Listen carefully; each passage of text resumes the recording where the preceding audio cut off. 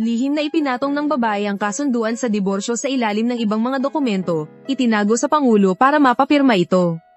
Pagkatapos ay ipinadala ang kasunduan sa diborsyo sa ina ng Pangulo. Hinihiling na ibigay agad sa kanya ang 1 bilyong bayad pinsala sa diborsyo. Matagal nang hindi sang-ayon ng ina ng Pangulo sa kanilang pagsasama, ngunit inakala ng babae na sintibay ng ginto ang kanilang pagmamahalan. Kaya't hindi siya naniwala sa mga paninira ng ina ng Pangulo, hanggang sa opisina ng Pangulo. Nakita niya ang mga merienda at gamit ng isang batang babae. Doon lang nakaramdam ng matinding kirot ang puso ng babae, kasama na ang kanyang tiwala sa kanilang pagsasama. Sa sandaling iyon, tuluyan itong gumuho pag-uwi, tiningnan niya ang kasunduan sa diborsyo na pinirmahan ng Pangulo. Nakahinga ng maluwag ang babae nang makita ang mga alahas na ipinadala ng Pangulo, at naalala ang nakita sa opisina. Ang eksenang tila may itinatagong kerida ang lalaki, hindi maiwasan ng babae na mandiri. Nang gabing iyon, ibinigay niya ang lahat ng alahas sa kanyang matalik na kaibigan, pinakiusapang ibenta ito para maging pera.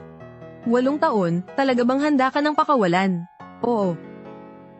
8 taon dati, naniwala rin ng babae na sintibay ng ginto ang kanilang pagmamahalan ngunit lumipas ang 8 taon. Nagkaproblema rin sa wakas ang kanilang relasyon kaysa pahirapan ng isa't isa, mas mabuting palayain na lang ang sarili. Pagbigyan ng isa't isa narinig niya ang mga kaibigan ng Pangulo sa kabilang mesa na nagbibiro na sa pangalan lang kasal ang dalawa. Naging asawa siya ng Pangulo sa loob ng 8 taon, ngunit hindi man lang ipinakilala ng lalaki sa publiko ang kanyang pagkatao. Halatang laro-laro lang sa narinig nilang iyon, pati kaibigan ng babae ay nakaramdam ng inhustisya para sa kanya. Gayunpaman, hindi nagpatalo ang babae, agad niyang kinuha ang alak sa mesa at lumapit sa kanila. Nang makitang bigla silang natigilan, sinundan niya ang kanilang tingin.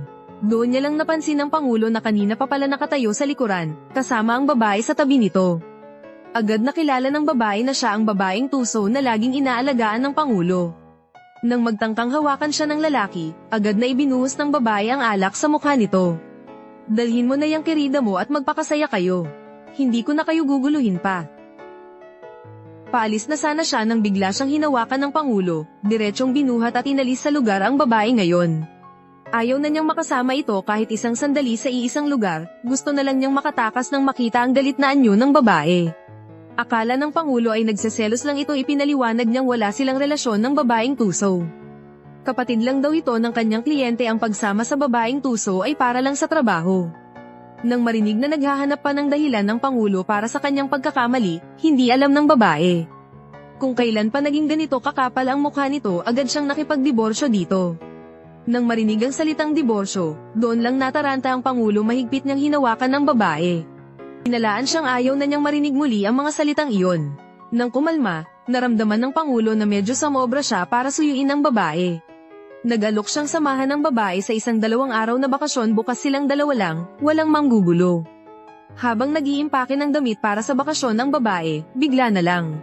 Nakita na lang niya ang Pangulo na tila mapagkumbabang yamakap sa kanya mula sa likuran, agad naramdaman ng babae na may masamang binabalak ito. May kailangan akong puntahan sa Hong Kong kagabi. Hindi nakita masasamahang mamasyal. Kahit na may kutob na siyang iinjanin siya nito, nang marinig niya talaga. Nakaramdam pa rin siya ng sama ng loob pagkaalis ng Pangulo, nakatanggap ang babae ng mensahe mula sa ina ng Pangulo. Bumalik ka muna rito. Ayusin na natin ng maayos ang napag-usapan nating diborsyo. Sige. Gayunpaman, pagdating ng babae sa villa, nakita niya ang Pangulo na dapat sana'y nasa business trip. Naroon pala at kasama ang babaeng tuso. Agad niyang napagtanto na ito pala ay isang patibong na sadya ng ina ng Pangulo. Gusto nitong makita niya ang sitwasyon, ngunit ngayon, hindi siya ang ayaw bumitaw. Hindi ang Pangulo ang pumipilit sa kanya na huwag umalis at ang babaeng tuso. Dahil sa paboritismo ng Pangulo at pagmamahal ng ina nito, ay walang takot na ng hamon. Manager Guan, marunong ka bang mag-chess? Oo naman, MS gusto mo bang maglaro? Sige ba, isang laro. Manager Guan, gusto mo ba ng puting pyesa o berdeng pyesa? Yung berde na lang. Bagay sa akin. Hindi inaasahan, sunod-sunod na laro, natalo ng babae ang babaeng tuso sa huli, hindi na nakatiis at umiyak ito. Labis itong ikinalungkot ng Pangulo nang makita silang lahat na nag-aalala sa babaeng tuso. Para siyang tagalabas sa sobrang inis, diretsong umalis siya ng villa. Paglabas, Pakiramdam niya'y hindi pa rin sapat ang nailabas na galit, kaya nagpadala siya ng text sa ina ng Pangulo. Kahit isang kasing ang kulang, huwag mong aasahang magiging maayos ang diborsyong ito. Gayunpaman, sa daan pa uwi, biglang bumuhos ang malakas na ulan. Sa isang saglit na hindi nakita, nabangga ng babae ang sasakyan sa unahan abala sa pag-aayos ng aksidente sa trapiko ang babae. Ngunit hindi niya napansin na si Fu Xiao, na nasa sasakyan, ay matagal na pala siyang tinitingnan nang makitang nabasa ng ulan ang babae. Mabait pang inialok ni Fu Xiao ang kanyang jacket at nang matanggap ng ina ng Pangulo ang mensahe ng babae. Naramdaman niyang labis-labis ang hinihingi ng babae, sinadya niya itong makipagkita, sinabing ibibigay ang 15 bilyon sa babae. Hindi inaasahan, sa kalagitnaan ng daan, sinaktan niya ng malubha ang babae.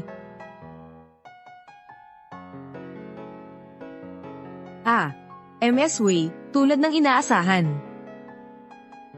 Uy, bakit ang kakaiba ng mensaheng ito? Patanjin nga. Jimmy, saan ba yun?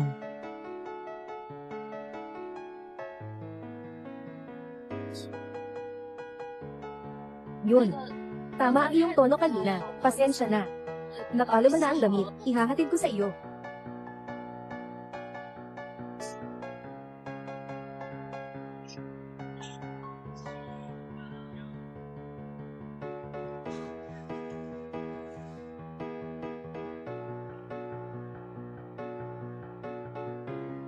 In-block mo ako. Gusto mo bang parusahan ako sa pamamagitan ng pagpatay sa sarili? Maaari kang maging kalmado. Hindi ka magkakaroon ng ganitong problema. Inamin ko, ngayon lang kita niloko. Pero hindi ka nagsasawa sa kabuuan.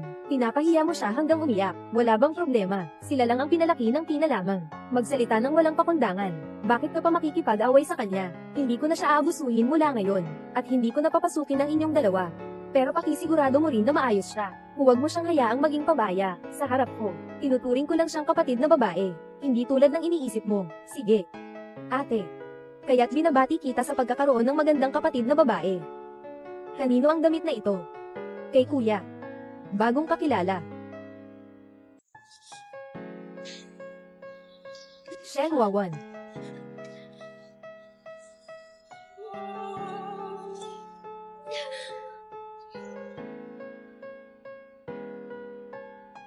Huwag mo akong galitin sa ganitong paraan. Dapat mong isaalang-alang ang buhay ng iba.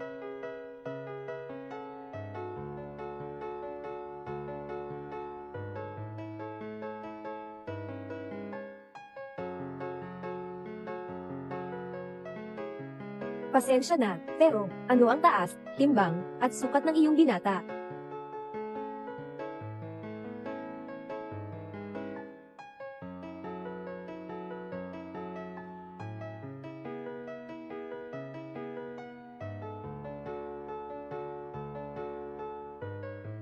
Ayaw mo bang sagutin? Hindi na kailangan. May gusto akong pag-usapan sa iyo. Sabihin mo lang kung ano iyon. Kausapin mo ako. Bakit pa kailangan pag-usapan? Gusto kong mag-resign. Sa mga nakaraang taon, puro trabaho lang. Sobrang pagod na. Gusto ko ring maranasan ang pakiramdam ng isang mayamang ginang. Maglakbay-lakbay. Magpahinga. Magpunta ka man o hindi, kaya't pag naisip mo na kung saan, sabihin mo lang sa akin. Bibili ako ng tiket para sa'yo. Ayusin ko ang biyahe. Pagdating ng panahon, magpapaalam na lang ako sa'yo. Salamat sa Diyos. Sa wakas, naisip mo na, huwag nang gawing baka at kabayo si Sheng. Tama lang. Ang prinsipe ng Junie Group ay kasalukuyang nag-aanyaya ng mga tao. May pagkakataon, tutulungan kitang makipag-ugnayan. Prinsipe ng Junie. Yung bumalik mula sa Wall Street. Tawagin. Si Zhao Zhenzhou. Siya iyon. Ang pamilya Zhao ay tunay na mayaman. At ang ginoong ito ay talagang misteryoso.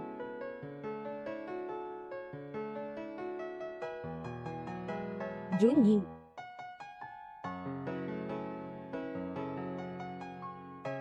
Manager Wen. Si General Manager Shen ay kasalukuyang nasa pulong. Hindi maginhawa. Ginoong Wen. Ginoong Wen. Ginoong Wen.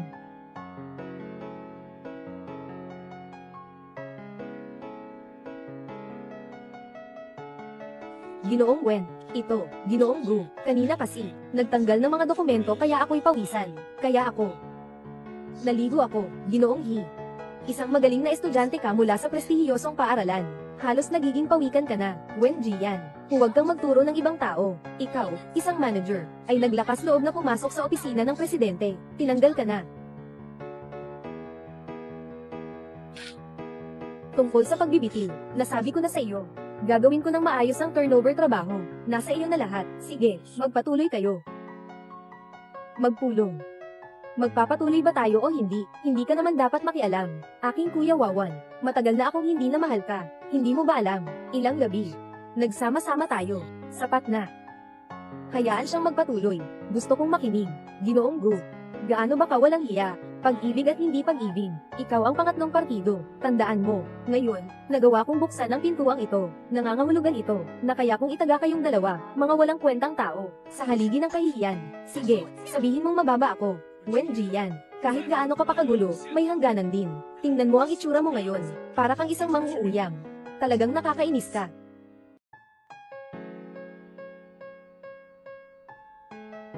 Sige na, wala nang problema.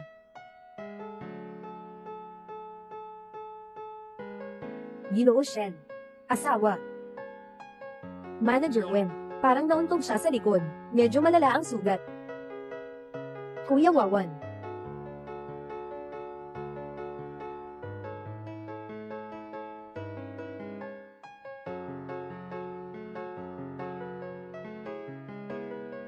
Anong nangyari?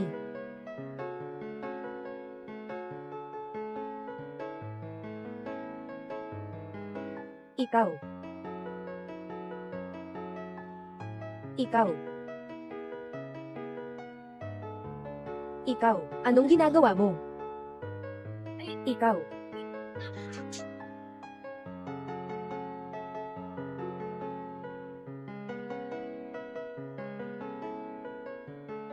Anong problema? Simbang ataak.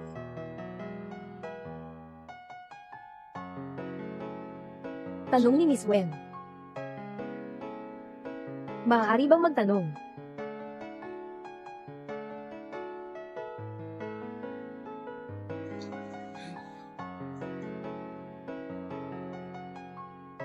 Ginoo Wen, sa mga taong ito sa nakaraan, ikaw ang nagdala sa proyekto hanggang ngayon. Akala namin, nandyan ka lang. Kasama ang presidente, pasensya na. Mula ngayon, kung may kailangan kayong tulong, sabihan niyo lang ako anumang oras. Isang grupo ng mga baka at kabayo, nagpapanggap na magka-sister Liban. Bakit ka nandito? Hindi ba sapat ang gulo mo sa opisina ng CEO? Hindi ba sinabi sa'yo ni Kuya Wawan? Simula ngayon, ako na ang mamamahala sa Project Department. Lumabas kayo muna. Ginoong Wen, si Inang, Go, paano na siya? May puso rin siyang gustong makagawa ng isang bagay. Ginoong Shen, ginagawa rin ito para hikayatin siya. Gustong makilala ni Gu Qingtang. Maraming departamento sa buong kumpanya. Walang kahit sino sa kanila. Bakit kailangan ng proyekto? Alam mo naman, ang proyekto ang ugat ng kumpanya. Sila ang mga tao na ako mismo ang nag-alaga. Dahil umalis ka na, hindi ka na bahagi ng proyekto. Ano pang karapatan mo? Dumaan sa proyekto ng departamento. Sige. Ako ang nagkamali.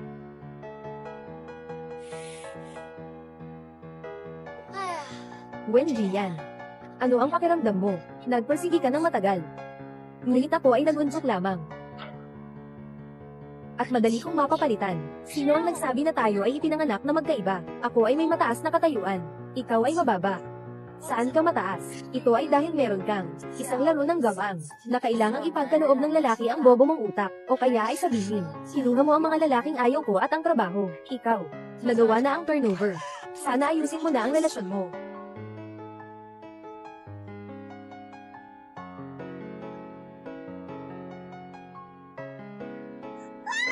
Kuya Wawan, nagawa ko ito ng mabuti. Para sa babae, nagluto ako ng kape. Pero sinisigawan niya ako palagi.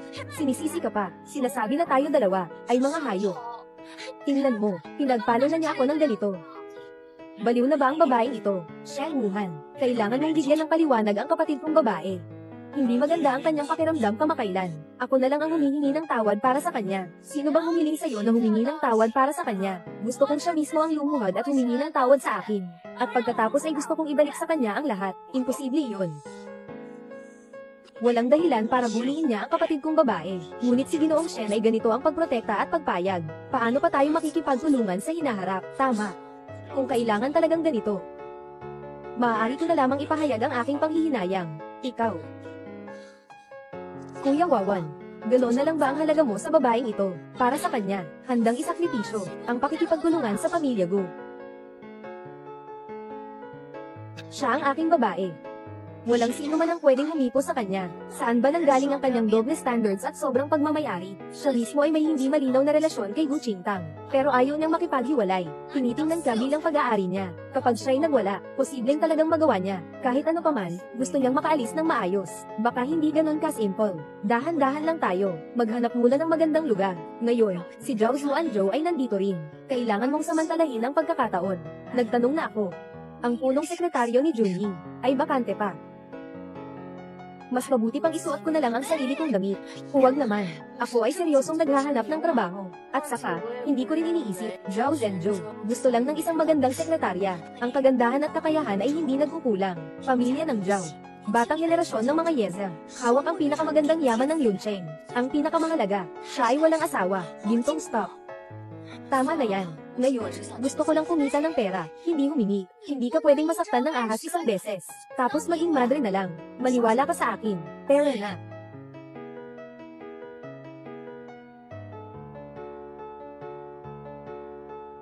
Congratulations, Ginoong Zhu. Boss.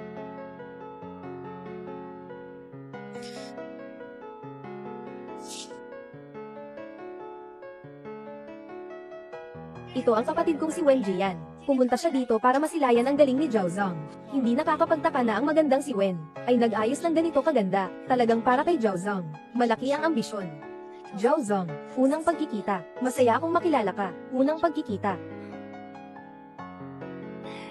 Kilala na pala ni Zhao ang kayayan dati. Zhao, masaya akong makita ka ngayon.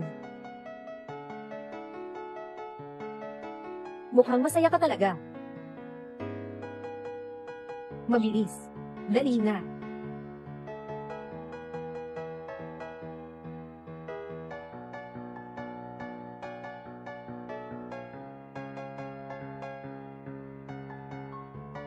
Ginoong Zhao, uminom ka ng tubig. Miss Wen na nakilala ko sa unang pagkakataon. Ang dami ng effort para makilala ako. Hindi naman siguro gusto mo lang ang sukat ko, di ba? Tinanong ko ang sukat mo, dahil nadumihan ko ang iyong suit. Gusto kong bumili ng bago para sa iyo, tungkol sa ngayon. Narinig ko na nag-hire ka ng sekretarya.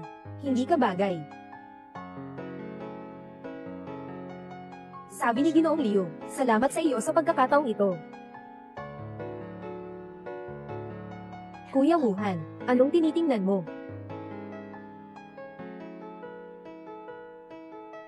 Wala naman.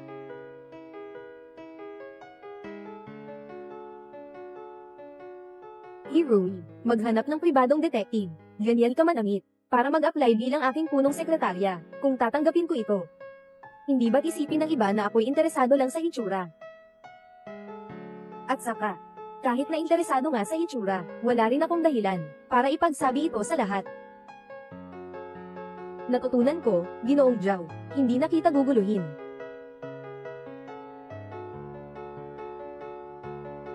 Jian. Ginoong Zhao, tinanggihan mo siya. Ginoong Zhao, matalino si Jian. Hindi ko nakita iyon. Ay naku. Nagkaroon ng hindi pagkakaintindihan. Sana'y ako ang may kasalanan. Hindi naman ganyan ang suot ni Jian nang dumating siya. Sinasabi kong ayaw ko sa kanya dahil sa mahahabang damit at pantalon. Masyado. Kaya pinilit kong palitan siya ng damit ko. Magaling ka rin talaga. Umalis sa Shenga. Umalis kay Shen Wawan. Talaga bang wala na akong halaga? Nandito ka lang sa bahay ngayon, walang lumabas.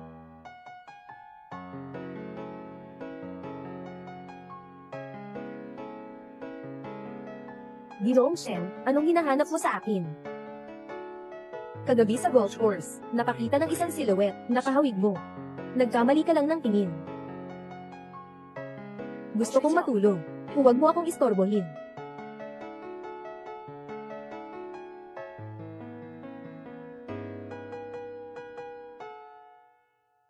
Ginoo. Narito ang listahan ng mga kandidato mula sa headhunting company. Dumating na. Nandyan din ang Miss Wen na aksidente sa likod. Bagamat bata ang Miss Wen na ito, magaling siya sa kanyang kakayahan. Noong ika-4 na taon ng Shenga, umabot siya sa posisyon ng project manager. Napakaganda ng naging takbo ng Shenga sa mga nakaraang taon.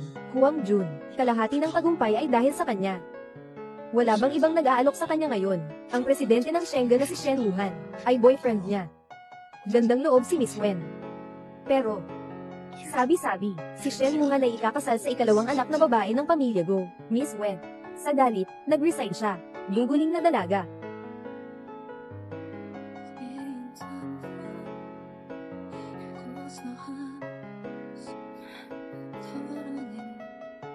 Ginumawa ka ng ganito para mag-apply bilang aking punong sekretarya, kung sakaling tanggapin ko ito.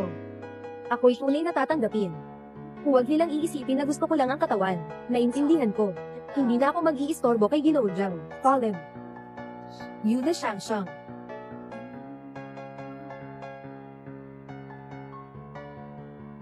Alam ni binatang na anak ay, magbabayad sa kanya ng isang suit, kaya't pinapabatid niya ang 3 sukat. Nagbago si Zhao Zuanzhou ng isip, gusto niyang bigyan ako ng isa pang pagkakataon. Hindi. Ang sobrang pagmamalaki ay hindi maganda. Sigurado siya, natatakot na gamitin ko ang suit bilang dahilan. Sige. Naitala ko na ang sukat, bibilhin ko ito sa lalong madaling panahon, at ipapadala ko sa iyo. Ipadala. Kung hindi, pupunta ako para ipaalala sa kanya. Ganyan ang ginagawa ng binata, nais niyang bigyan siya ng pagkakataon. Walang kailangan. Ayaw niya naman talaga. Walang dapat pilitin.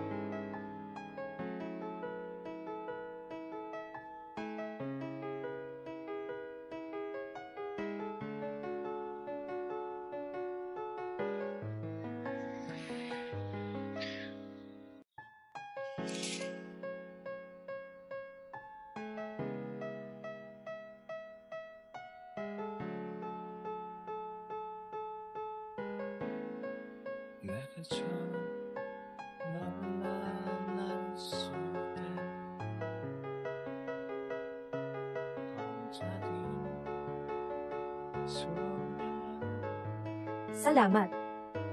Ang ganda ng katawan ng inyong Ginoo. Model ba siya?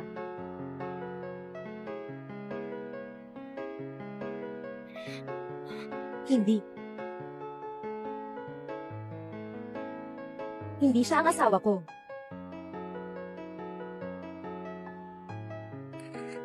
Sabi nila ngayon ang misis ay naglibot sa mall ng 2 oras para bumili ng suit para sa'yo. Talagang pinag-isipan niya. Alam ko na. Sigurado akong maiintindihan niya rin.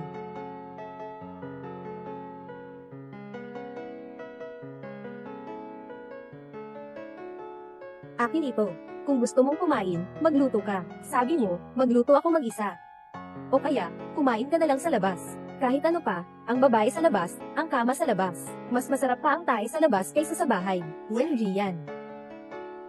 Isang order ng tomato pot. Kung gusto mo, ibibigay ko sa'yo. Nakalimutan mo. Hindi ako kumakain ng kamatis. Talagang nakalimutan ko.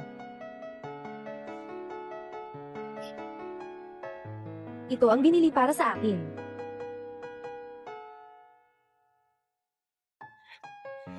Hindi ito.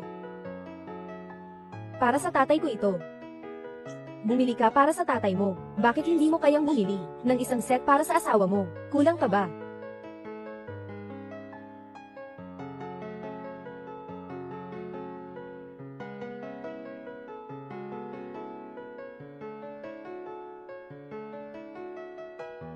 Kuya Wawan. Ito ba ang sinasabi mo, na ginawa mo pagkatapos magpuyat ng 7-8 gabi, ang proyekto?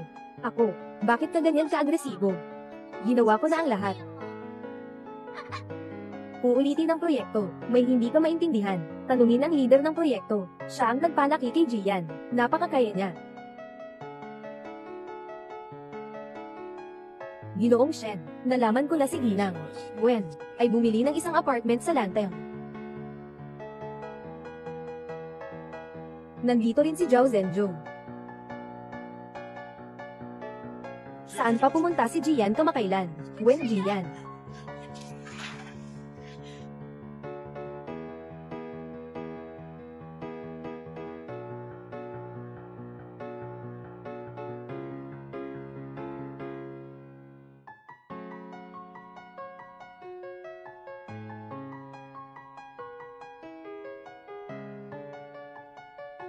Bukas ng gabi, alas 7:30, sa aman para pumirma ng kasunduan. Sige, 15 bilyon. Huwag mong hayaan na mali ang isusulat ng abogado mo.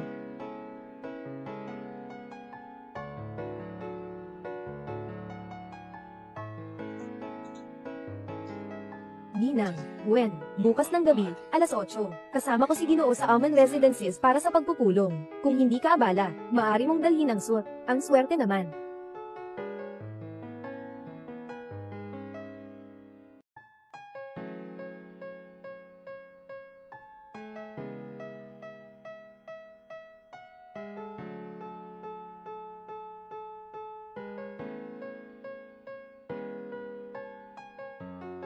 Bakit ikaw?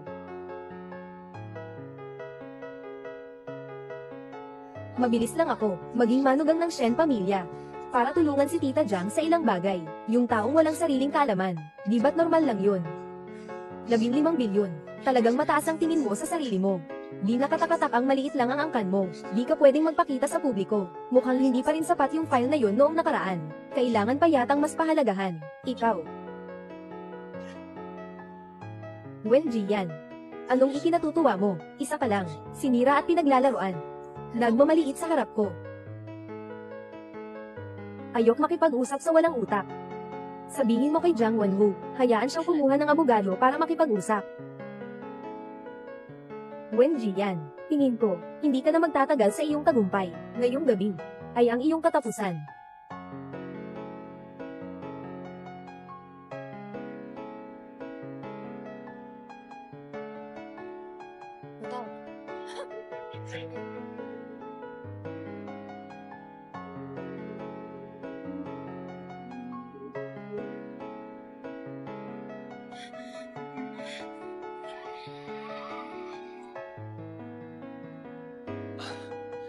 Talaga namang si Ginang Wen. Bakit ganito ang impormasyon? Napakakaiba.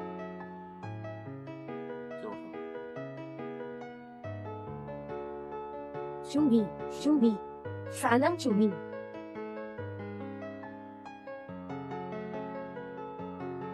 Dalhin mo. Tayo na. Umalis na. Mabilis.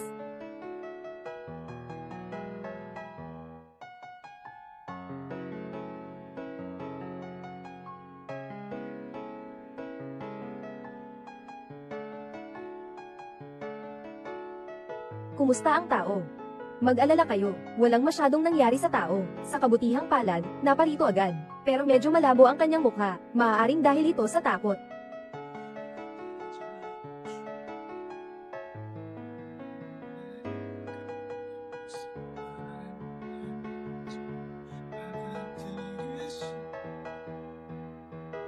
Wen Jian.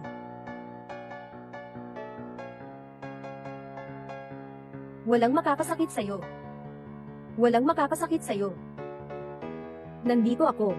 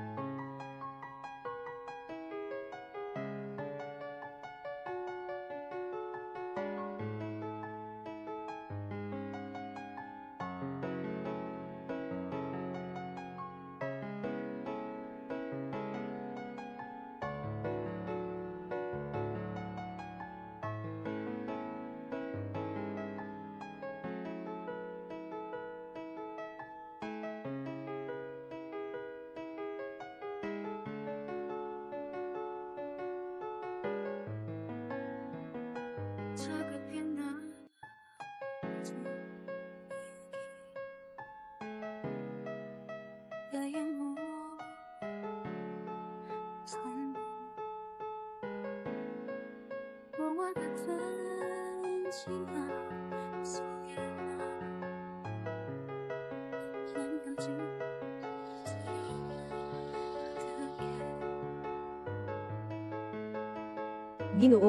mainit ba sa sasakyan? Bakit ang pula ng mukha mo? Ang dami mong sinasabi. Bakit ka pa nagagalit?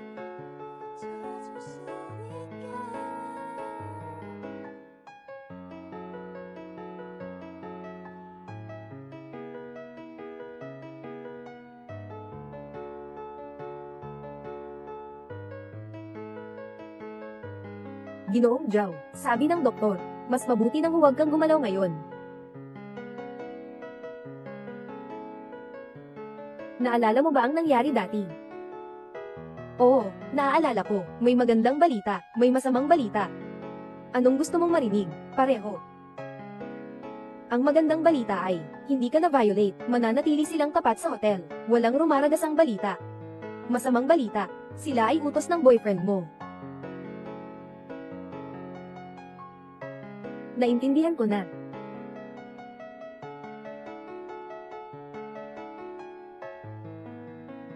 Yung mga tao ay nakadetine pa rin. Gusto nilang magreklamo sa pulis. Gusto ko pa rin ayusin ito ng pribado. Maaari kitang tulungan muli, hindi na kailangan. Ang natitirang bagay ay aayusin ko na. Sobra na ang tulong mo sa akin. Talagang hindi ko na kailangan ng tulong. Sobra na ang utang na loob ko sa iyo. Ayaw ko nang madagdagan. Hindi na ako makakabayad pa kung magpapahiram pa ulit.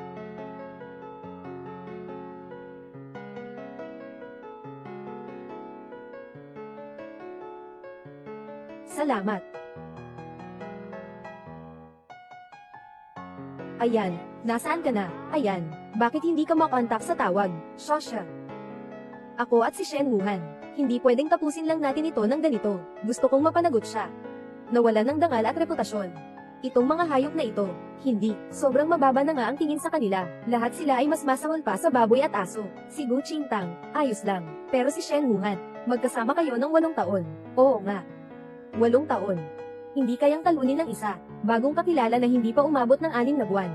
Siya, alam mo ba? Si Shen Jihan ay ikakasal ngayong gabi, kay Gu Qingtang. Ano? Hindi pa kayo nagdi-divorce. Sandali lang, alam na ba niya ng maaga? Pinapirma mo siya ng divorce agreement.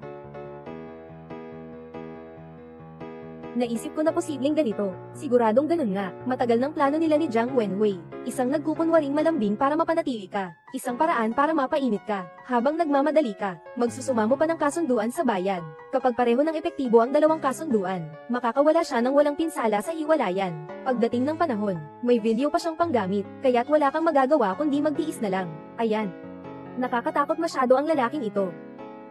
Pero palagi kong naiisip na ang mga salita at kilos ni Shen Wuhan ay medyo hindi tugma.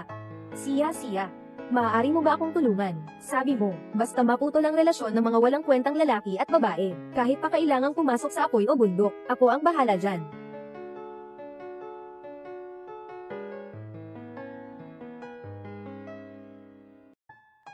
Sa charity event ngayong gabi, maraming salamat po, Ginoo at Ginanggo. Hindi magkaibang pamilya, magkaibigan. Kitang-kita ang kasiyahan nila, nakikita ko, malapit na ang magandang balita, pagsasama ng mga pamilya ng Shen. Mukhang magbabago na naman ang panahon sa Yuncheng. Anong nangyayari sa mga walang silbi na ito? Hindi makontak sa telepono, walang ipinapadalang video, hindi ba? Pinatay na nila ang tao, ayaw nang lumabas, tang-tang. Tita, kamusta ang mga bagay-bagay? Pumirma ba siya? Basta't hindi na makakaligtas ang babaeng yan. Ano bang kasunduan ito? Wala namang silbi. Siyempre, Tita Jiang, bukas, dadalhin ko na ang kasunduan sa inyo. Talagang mabait na bata, malapit na siyang magbago ng tawag. Kung ganoon, magbabago na ako ng tawag ngayon, nanay. Nandoon pa siya sa bahay ni Gao Zixia. Hindi pa ako nakakalabas. Sige, naiintindihan ko. Kuya Wawan. Kuya Wawan, tulungan mo akong tingnan. Ang set na ito ng pink na diamante, bagay ba sa akin? Bagay.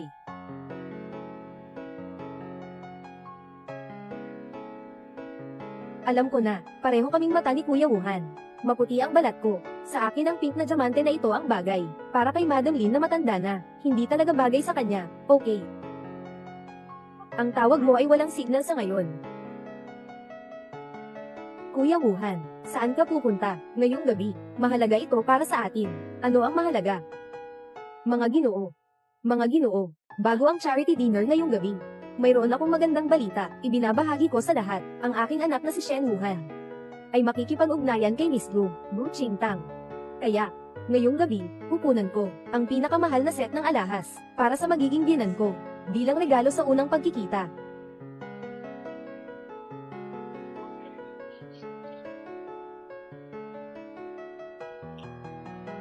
Anong engagement? Kailan ko sinabi na magpapakasal ako, kapatid na Wuhan?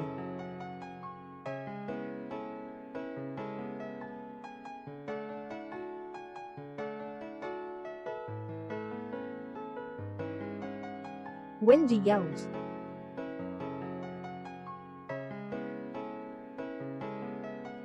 Tingnan mo ang itsura niya, mukhang gustong guluhin ang usapan. Anong karapatan niyang magalit? Talagang inisip niya na siya ang asawa ni Shen Wuhan. Nagsasabi lang siya ng kabalintunaan, pero wala namang mali sa kanya. Magkaroon lang kayo ng maayos na relasyon. Ang walang kwentang lalaki, nagbago ng puso, ikaw na ang papalit, kaya mo bang tiisin? Huwag kang umalis. Engaged na kami ni Kuya Wuhan. Huwag mo na siyang guluhin. Sobra na. Kuya Wuhan. Kuya Wuhan, Shen Jihan, magising ka na. Para sa babaeng iyon, ipapahiya mo ba ang kapatid kong babae dito? Bitawan mo. Wala akong pakialam kung ano ang gusto mong gawin. Umalis ka na agad. Kung magpapakaisa pa kay Wuhan, huwag mong sisihin kung hindi kita papatawaran.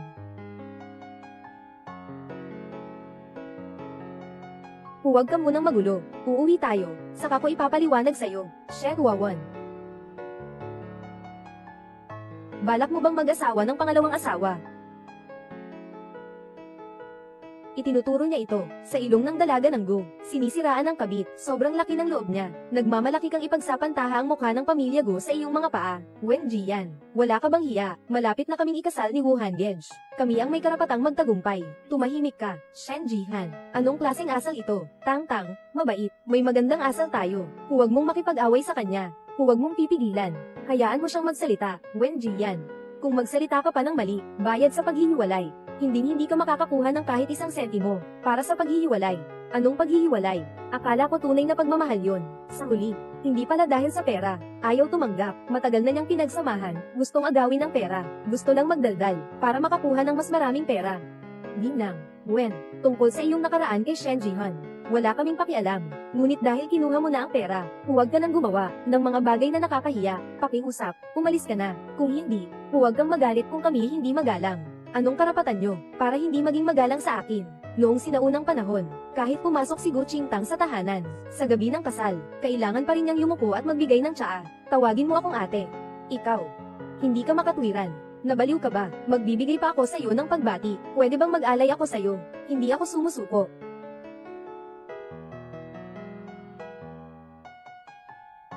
Ngayon sabihin mo sa akin, tala ng no, may karapatang ba ako, napasaluhang magpakumbaba at mag-alay ng tsaa sa'yo. Kasal na kayo. Pangalan, Wen Jian, petsa ng kapanganakan, ika-27 ng Mayo taong 1998, nasyonalidad, Chino. Kayo dalawa. Isa ay nagtaksil sa loob ng kasal. Isa ay nanlinlang sa may asawa, ang walang hiya pa rin, at nagdeklara ng pag-iisang dibdib. May alam ka bang batas? Bigamy. Ilegal iyon. Si Shen Jihan ay nagpakasal na. Bakit di ko narinig? Akala ko dati ay ex niya ang nagbayad. Hindi ko akalain na ang asawa ang humila sa kabit. Ginang, Shen, paano mo nagawang itago ang ganitong kaalagang bagay? Ikaw, gusto mo bang ikamatay ng anak ko? Ginang, Gu, makinig ka sa akin. Lahat ito ay isang pagkakaintindihan lamang. Pagkakaintindihan. Ang tapang ni Madam Shen, na mangloko sa pamilya Gu para sa kasal. Shen Jihan, sa tingin mo ba hindi dapat magbigay sa amin ng pamilya Gu ng paliwanag para sa kapatid ko?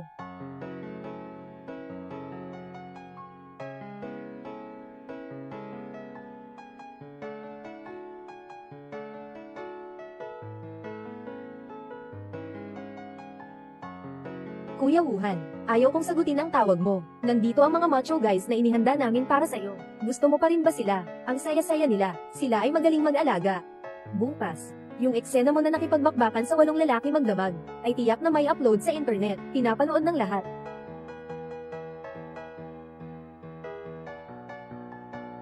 Gu Qingtang, ikaw, paano? Paano nagkaroon ng recording? Tang-tang. Paano ka naglakas loob, gumawa ng ganitong bagay para sa isang lalaki? Ako. Ay pinilit ako ni Tita Jiang na gawin ito. Pinagawa niya ito sa kanya. Medyo matatag. Ginang, Gwen, babaeng matatag. Ginoo, may appointment sa hapon. Napaka-espesyal. Ayaw mo bang makita ang lead na bersyon? Ginoo.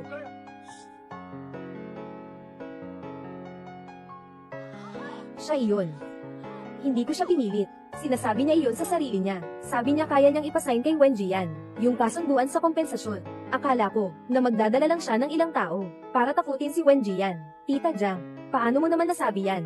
Siyempre ikaw ang nagsabi sa akin. Si Wen Jian ay mapagsamantala. Hindi mo gustong ipaalala kay Gedjuhan. Nagalit siya sa'yo. Nakikita ko na hindi ko mapigilan. Kaya ako na ang nakipag-ugnayan sa mga taong iyon para sa'yo. Nagsisinungaling ka. Sapat na, Madam Shen. Kailangan may hangganan din ang pagsisinungaling. Itinatago mo na si Shen Jihan na kasal na. Pinayagan mong maapektuhan ng anak ko. Ayos na sana. Pero, ngayon ay nagmamakaawa ka pa. Ginagamit mo ang anak ko bilang sandata. Hindi mo pa rin kayang aminin. Ito ang kaugalian ng pamilya Shen na pinangangalagaan ko. Talagang hindi ko maipagmalaki. Umabot na sa ganitong sitwasyon. Kayo, pamilya Shen, ay walang ibang dapat sisihin. Talagang parang aso na kumagit sa kapwa aso. Wen Jian, pasensya na. Nasaktan ka. Ikaw ay may sakit na dulot ng laro. Gagastos ako para gamutin ka. Kailangan mong maniwala. Maraming lalaki sa mundo. May mga hindi magdadalawang isip. Nang malapit na ang kamatayan. Gusto pang isama ako sa impyerno. Talagang likas kang masama. Ngunit baka mabaygo ka. Anong ibig mong sabihin? Nailigtas ako ng iba. Walang anuman sa kanila. Naka-report na ako sa pulis. Maghintay ka na lang sa kulungan. Para makasama sila. Tingnan nyo, tama ba ang sinasabi ko? Wen Jian, ano man ang gawin mong pagtatanggol, hindi mo mababago ang nangyari kagabi. Nakahiga ka na, mga patay na baboy. Sobrang tindi nito. Wen Jian, mukhang hindi na siya makakalabas sa buhay na ito. Nakakaawa nga. Sa hinaharap, mukhang wala nang may gustong kumuha sa kanya. Tama nga. Gu Qingtang, ang pagkalat ng chismis ay may legal na pananagutan. Gusto mo bang makulong ng ilang taon pa? Nagsisinungaling at nagkakalat ng chismis. Ikaw nga, di ba? Sino ang nagsabing nagsisinungaling siya?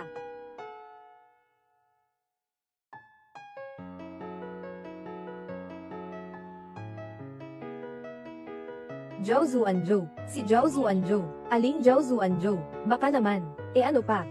Sa Yuncheng, bukod kay Zhao Jia Taiziye, may ilan pang ganitong tao. Yung mga dati ay hindi maabot ang kanilang mga kamay. Paano sila nakarating sa salo-salo ni Shen? Ako ang nagligtas kay Miss Wen. Sabi niya na siya ang nagligtas kay Miss Wen. Yung prinsipe na hindi maipaliwanag ang pag-imbita sa Shen, ay nagpunta mismo sa salo-salo para linawin ang usapin tungkol kay Wen Jian. Para ipaliwanag ang isyu tungkol kay Wen Jian. Dadaan lang ako dito, narinig ko. Binabatikos ninyo si Miss Wen sa kanyang kalinisan. Dahil lang sa naubo. Nabangga ko nang hindi humihingi ng permiso. Wala naman akong sinasaktan sa inyo, di ba? Pasensya na po, nakasagabal ako. Isang maliit na tulong lang po. Sige na, Wen ay makakabawi pa. Kahapon ng gabi. Nasa aman ako para makipag-usap, at sa pagkakataon, nakasalubong ko si Ginang. Wen na naliligaw ng isip, nakita kong may kasama siyang mukhang kain na hinala, kaya pinahanap ko sa hotel. At pagkatapos ay nagmadali akong pumunta para iligtas siya. Buti na lang nakarating ng maaga. Ginang, Wen, ligtas at walang takot. Napakamaingat ng prinsipe. Paano siya napadpad dito? Bakit siya nagdadala ng problema sa sarili? Akala mo ba'y sobrang malungkot ako? Umaabot na sa sukdulan ng awa. Oo, sinasabi ko na si Ginang. Wen ay inosente. Tama nga. Si Ginang. Wen ay may matuwid na asal. Oo nga. Kitang-kita na siya ay isang taong may integridad.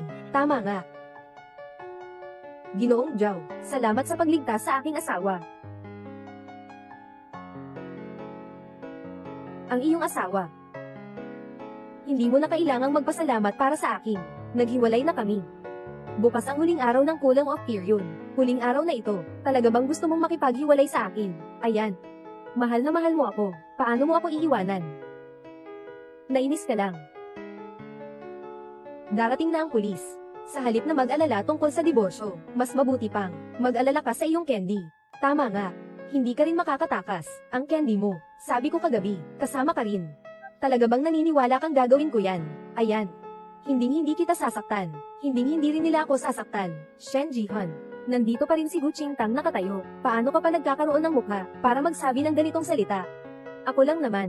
Ikaw lang naman siyang tiningnan bilang kapatid na babae. Anong kapatid na babae? Na makipaglamingan sa kuya niya. Huwag na huwag maghiwalay. Inaabot mo siya na lumampas ng lumampas. Isang beses. Binaboy ang aking pag-ibig at dangal. Ngayon, nakikipag-usap ka sa akin tungkol sa pag-ibig. Shen Jihan. Kahit na pumatay, hindi ito labis. Ganyan ka lang. Isa-isa akong papatayin.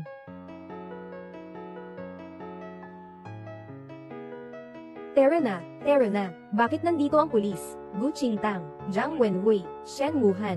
Kayo ay inakusahan ng pag-upo ng tao para saktan. Mangyaring sumama kayo sa amin. Nanay, kuya, tulungan niyo ako. Ginoot ginang Gu. Mahalaga ang pamilya.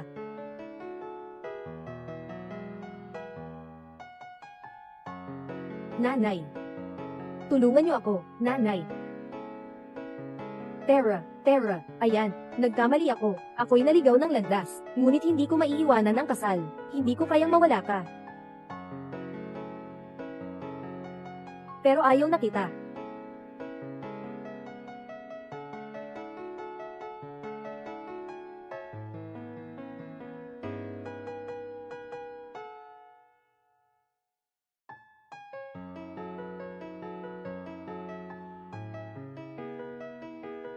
Sino ang utak nito? Nalaman ko na ang lahat. Alam kong hindi kasali si Shen Wawan. Alam ko rin na si Zhang Wenwei ay hindi alam ang ginawa ni Gu Qingtang. Pero gusto ko lang na pareho silang manguli.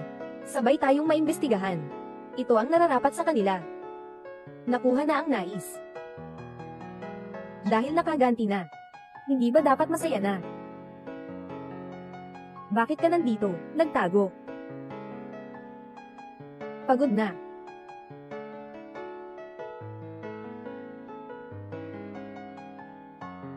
Kung pagod ka, umuwi ka na at matulog. Tama ang sinabi mo, babalik na ako ngayon.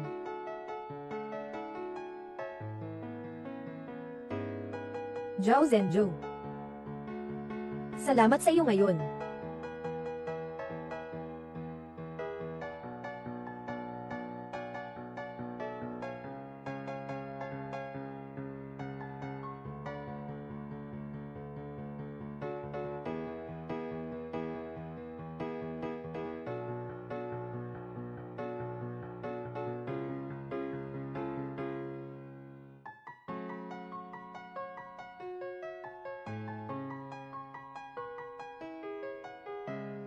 Ginoong Zhao. Kung sasabihin ko, wala akong ibang intensyon sa iyo. Kundi nagkataon lang na bumili, yung bahay sa parehong building na kinaroroonan mo. Naniniwala ka ba? Kung ikaw ang nasa lugar niya. Naniniwala ka ba? Hindi. Pero sa buhay, minsan, ganito talaga kadalas. Oo, ang swerte naman. Nakarating na ako, Ginoong Zhao, magandang gabi, matulog ka ng mahimbing. Wen Jiyan.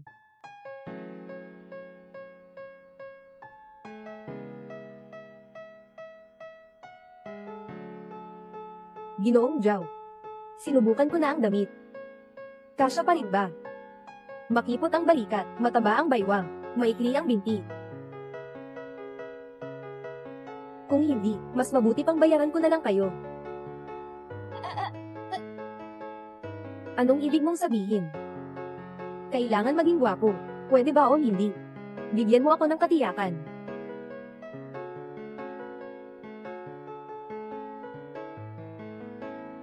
Sabi ng asawa mo, noong kagabi, nang dalhin siya sa kwarto, tumawag siya sa iyo ng 3 beses. Sa ikatlong tawag lang naputol. Pero, yung sumagot sa tawag ay ang iyong kasintahan, Gu Qingtang. Bakit hindi mo sinasagot ang tawag ng iyong asawa? At bakit nasa kamay ng iyong kalaguyo ang iyong cellphone? Bukas, si Gu Qingtang. Sinabi niyang nawala ang kanyang cellphone.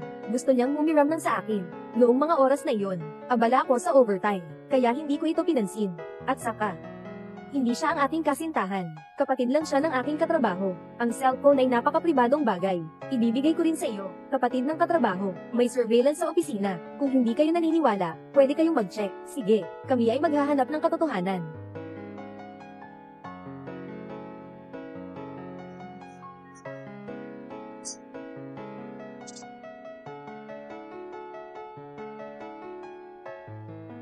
Pagsisisi ng isang masamang tao, luha ng buwaya. Si Gu Qingtang ay tunay na nagmamahal. Iniwan si Shen Wawan ng tuluyan. Nag-aaway sila ni Jiang Wenwei.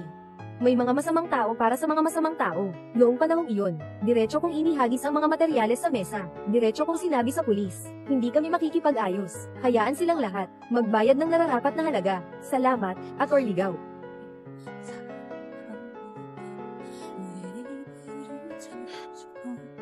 Sarap. May nagsabi. Natapos na ang paghihiganti. Dapat akong masaya. Dapat akong masaya. Yan. Sa hinaharap. Magpapaniwala ka pa ba sa pag-ibig? Hindi ako pwedeng mawala ng pag-asa dahil lang sa pagkagat ng aso. Tinatanggihan ang lahat ng aso sa mundo. Pero matatakot ako. Matatakot ako kapag lumapit ito sa akin. Lilipad ako palayo dito.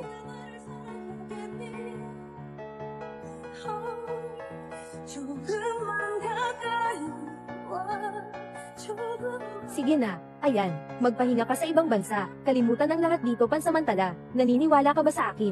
Hintayin kita, sige, bibigyan kita ng divorce certificate, totally say goodbye sa kanya.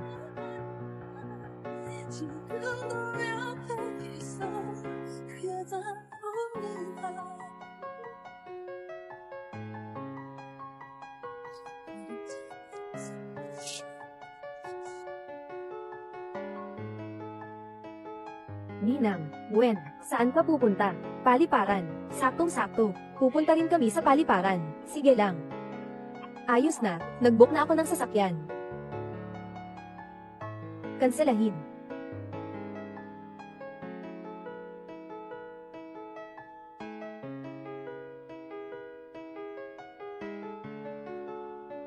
Pupunta sa bakasyon. Oo.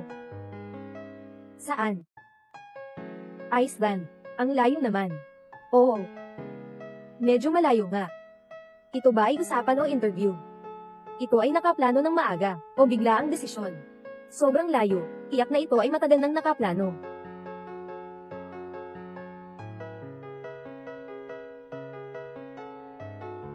Naalala ko noong nakaraang mga araw, humingi ka pa sa akin ng trabaho.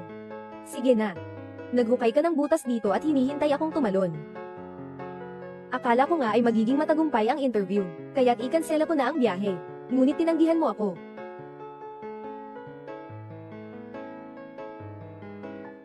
Paano kung magbago ang isip ko? Ang ibig mong sabihin ay natanggap na ako. Ngayon. Pupunta ka na bang maglakbay? Nakakancel ang biyahe. Kahit kailan ay maaari akong magsimula. Kahit kailan ay maaari. Kahit kailan ay maaari. Matagal ko nang iniisip na sobrang layo ng Iceland.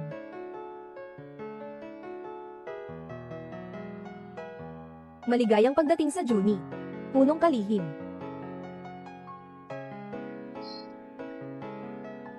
Pasensya na. Sige.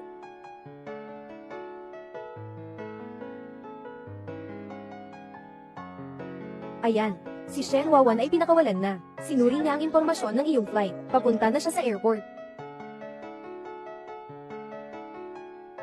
Ang bilis naman. Nabaliw na siya ngayon. Ayan, bumalik ka na lang. Maghanap ka ng lugar na matataguan. Naiintindihan ko. Ginoong Zhao, ako. Ano ang ikinabahala? Ano? Walang impormasyon ng boarding ni Wen Jian. Paano pwedeng mangyari iyon? Malapit nang lumipad ang kanyang flight. Marahil, nagbago si Miss Wen ng isip. Bumalik siya. Oo. Siguradong ayaw niya akong pakawalan. Nagsisisi na siya. Ginoong Wei.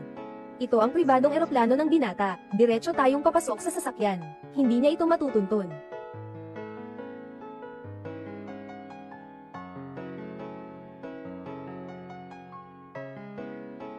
Hindi ba? Nakapag-akyat na sa binti ng prinsipe. Sobrang saya.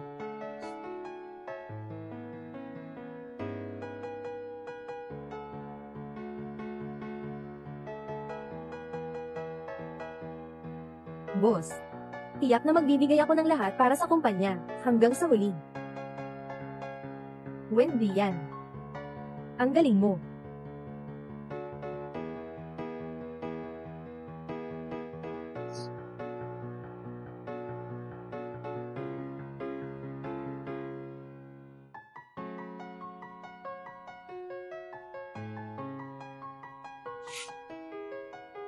Isang order lang ng tomato pot. Kung gusto mo, ibibigay ko sa'yo.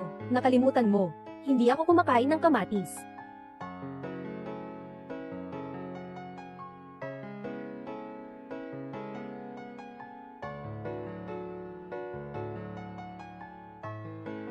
Wenji yan. Kung patuloy ka, na ganito ang pakiramdam mo, huwag mo nang asahang matatapos ang iyong mga papeles sa trabaho. Pasensya na, Ginoong Zhao. Hindi na mangyayari. Sana nga. Sa susunod na 6 na buwan, kailangan ng isang global na pagsisiyasat sa mga sangay, makipagkita sa lokal na gobyerno, at mga kasosyo sa negosyo. Ito ay isang mahigpit na laban. Naiintindihan ko. Talagang naiintindihan. Kakauwi nilang at humawak ng posisyon bilang pangulo ng grupo, kahit na ito ay mula sa angkan ng Zhao. Hindi may iwasang pagdudahan. Sa bawat hari, may bagong ministro. Laging may hindi nagkakaisa. Kailangan linisin. Kailangan magpatatag. Ang unang bagay ay gumawa ng mga resulta. Sekretaryo Wen. Huwag mo akong biguin. Huwag kang mag-alala. Hindi mangyayari. Tiyu Chen. Itong presidente, napakawalang pakialam naman. Si Ginang Wen ay nakaranas ng napakalaking pinsala. Ano namang masama kung malungkot ang tao? Hindi nakakapagtaka na nag-iisa ka. Bakit ka pa nag-aakusa ng personal? Kung ayaw mong lumisan ng luma, hindi darating ang bago. Naiintindihan mo ba? Ako.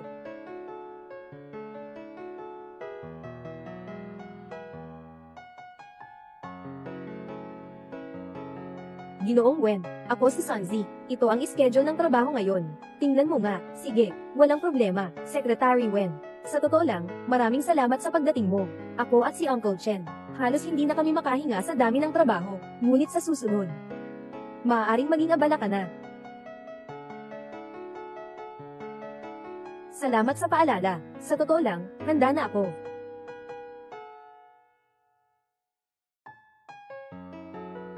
Makinig ka sa akin. Ang mga paghahanda mo ay hindi sapat. Sa susunod, maiintindihan mo kung ano ang ibig sabihin. Pagtrato sa babae na parang lalaki. Pagtrato sa lalaki na parang hayop. Sanzi. Boss. Hanapin mo si Mi para humingi ng balot ng mani. Boss, gusto mong kumain ng sunflower seeds. Nakikita kong masaya kayong nag-uusap. Mag-snack ng sunflower seeds para sa vibe. Boss, ang taas ng paraan mo sa pagpuna, may mas mataas pa ba?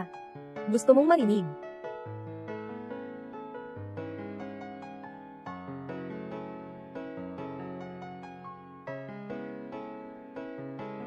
Anong plano mo ngayong gabi? Inimbitahan ka ni Huang, CEO ng Jihong Tech. Gusto nilang salubungin ka at ipagdiwang. Tawagan mo ako ng alas 5. Magpapahinga muna ako. Sige.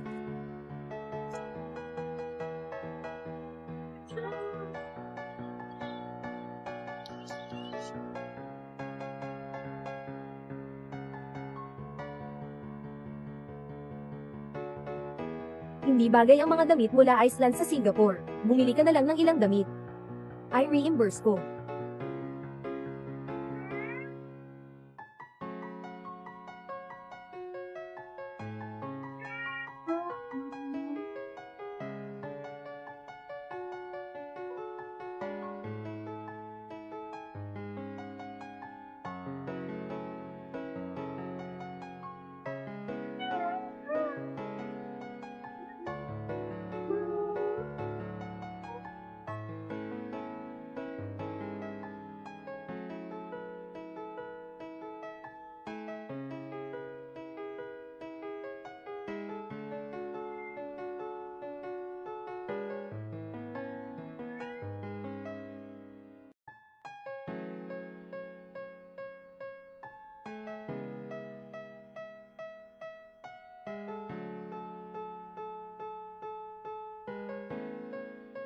Si Assistant Son, ihiwalay ang buhay ng presidente, para sa akin, hindi ba't medyo hindi makatwiran? Wala ng oras. Ang boss ay hindi lalaki. Oo. Boss. Hindi ito lalaki.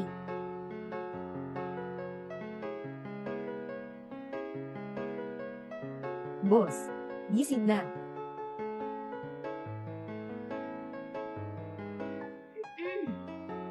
Pangulo. 5 na. Dapat gising na kayo. Bakit may galit pa sa pagbangon?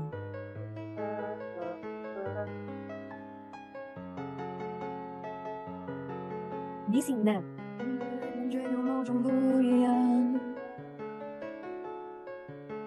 像不会溶在水里的归属感。两个人终于相逢在赤道上，面对面。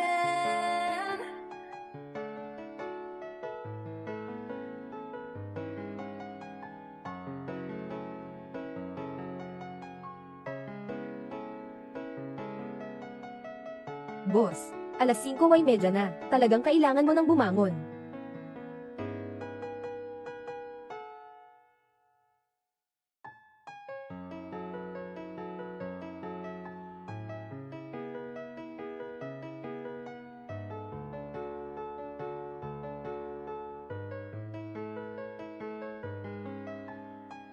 Gisingin ang boss. Bakit naging halikan na ito? Kakaumpisa ko lang ng aking karera. Hindi naman ito titigil, di ba?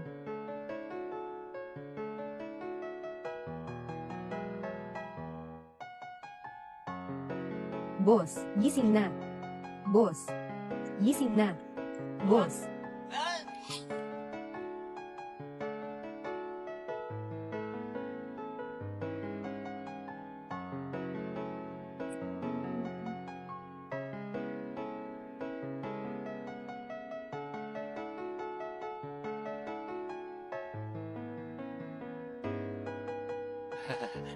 Yung sekretarya na si Wen, bakit mo ako tinitingnan ng ganyan? Wala naman. Naisip ko lang kasi. Yung trabaho natin. Medyo hindi rin madali. Yung trabaho nga. Saan ba may madaling trabaho? Sanay na lang tayo. Ikaw, maganda pa rin ang pananaw mo. Kung hindi maganda, anong magagawa ko? Pwede ko pa namang suntukin si CEO. Sang-ayon ako sa'yo. Mas mababa ang pag-iisip ko. Magandang araw, CEO. Magandang araw, Pangulo. Sekretarya Wen. May utos po ba ang Pangulo? Kunin mo ang isang bote ng tubig. Sige na.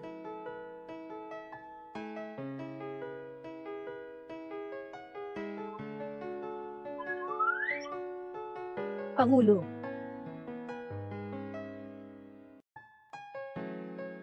Pangulo.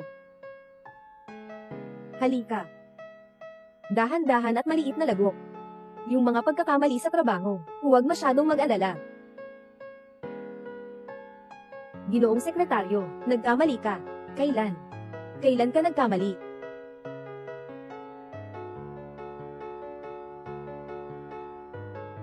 Ginoong Zhao. Maupo ka. Ginoong Zhao, ito ang apo ko. Kayo, mag-usap kayo ng mabuti. Makipag-usap. Ginoong Zhao, ako si Wang Waizen. Umupo. Akala ko ay salo-salo para sa pagtanggap. Ito pala ay salo-salo para sa pagpapakilala. Kung alam ko lang na may ganitong balak si Ginoong Wang, hindi sana dumating ang presidente. Ginoong Zhao, ang alak dito ay talagang maganda. Subukan mo. Mataas ang asukal ko sa dugo, hindi ako makainom. Anong sinasabi mo? Kaya hindi rin pwedeng sabihin ni Ginoong Wang. Inimbita kita para ipakilala ang apo kong babae. Pakaibigan ko na kayo. At saka, kung sakaling magkasundo talaga ang dalawang tao, imposible. Ito ay talagang hindi ang tipo na gusto ng ating presidente. Paano mo nalaman? Siyempre alam ko. Ako. Bakit siya nandito?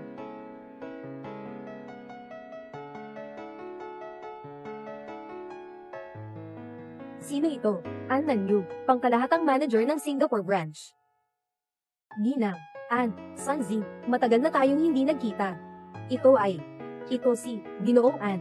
Ako si Wen Jian, sekretarya ng Pangulo. Sekretarya.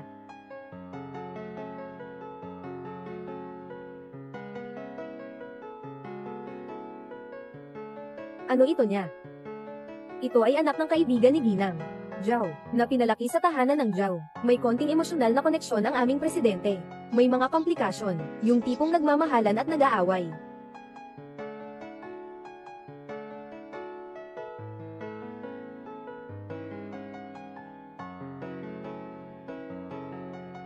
Hindi nakakapagtaka na ang unang destinasyon ay Singapore. Kaya pala, nandito ang taong iniisip.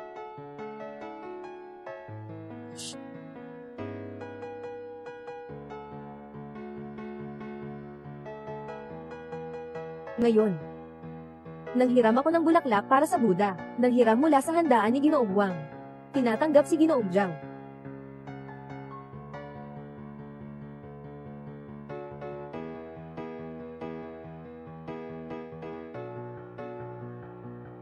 Uminom ng sobra si Ginang. An, dalhin siya pabalik. Ginoong An, wala ako. Saan ba?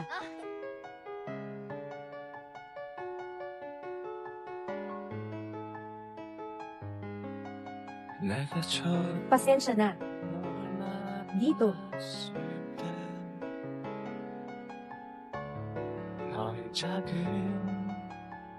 소녀였고 머리엔 제비고 나는 웃으며 내게 말이지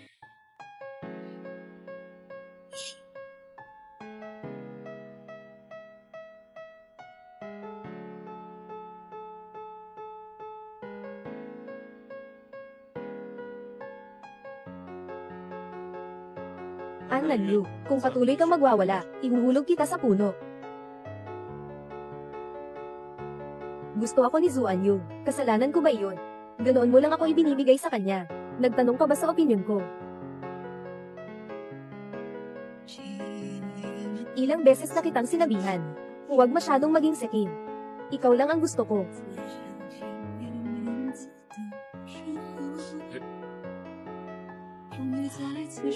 Sa tingin ko, mas kailangan mo ng psychiatrist. May sakit ka. Tama. May sakit ako. Sa iyong pahayag na hindi totoo ang nararamdaman mo, simula nang sinabi mong ayaw mo sa akin. Nagsimula na akong magkasakit ng gusto.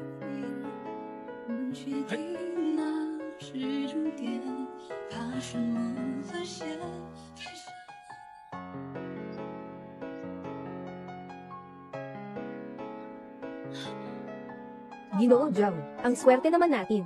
Ako na, magbibigay ng bag kay Miss Anne, at saka ang inyong mga damit. Pero ngayon, hindi na ninyo ito kailangan. Lumapit ka.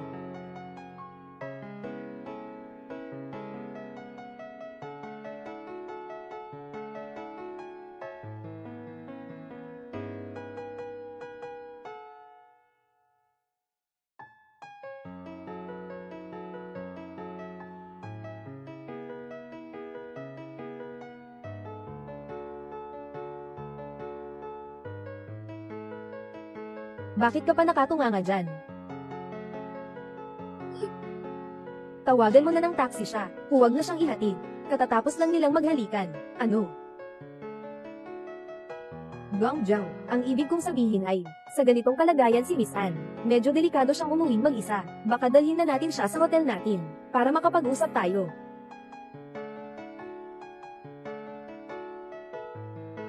Ang galing mong mag-isip. Yung ideya mo. Pagdating sa hotel, ikaw na bahala.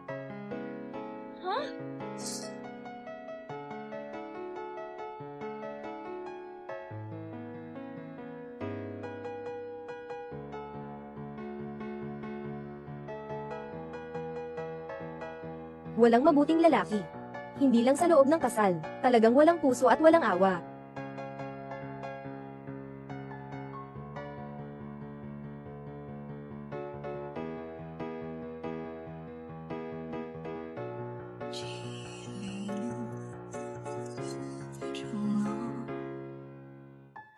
Ayan, huwag tumanggap ng mga tawag mula sa hindi kilalang numero. Huwag pansinin, huwag maniwala. Lahat ay galing kay Shen Jihan. Wen Jiyan. Saan ka na pumunta? Bumalik ka agad. Sinasabi mo na nagkamali ako sa paglagda sa kasunduan ng diborsyo. Matagal mo na bang gustong makipagdiborsyo? Ayan. Nasaan ka ba talaga? Sagot ka na sa telepono. Asawa, nagkamali ako. Alam ko na ang pagkakamali ko. Ang sama-sama ko. Kamatayan ko na. Pasensya na. Nagkamali ako sa'yo. Ano man ang parusa mo sa akin.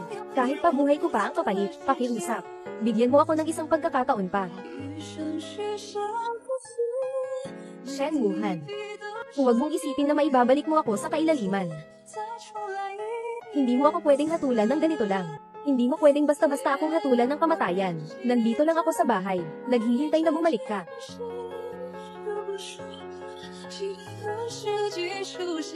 Ginoong Zhao, punta ka dito. Sige. Hinahanap ka niya. Huwag kang magkamali. Hinahanap ako ni Ginoong Zhao.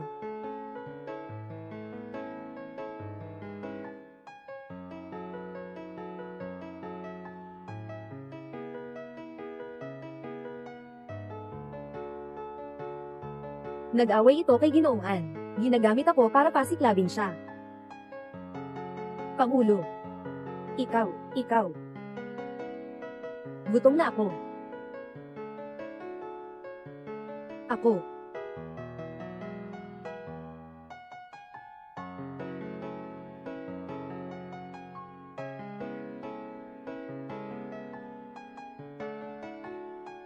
Sinasabi ko, gutom na ako. Napatakot ako. Akala ko pa. Yung trabaho mo ngayon, dati ginagawa ni Sunzi. Alam mo ba? Kailangan din ni Sunzi gawin. Ito. Sunzi rin. Gawin. Pangulo, ako. Hindi ko yun ibig sabihin. Ako. Pakinggan mo ako. Ipapaliwanag ko. Ako. Labas. Ang ibig kong sabihin. Lumabas.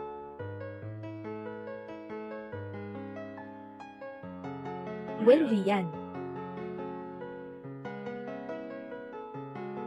Ayaw kong bumalik. Lalo na sa mga babae. Kaya nagkamali ka dati. Bilang aking personal na sekretarya, ayaw ko na magkaroon ka ng maling akala tungkol sa aking pribadong buhay. Naiintindihan mo ba?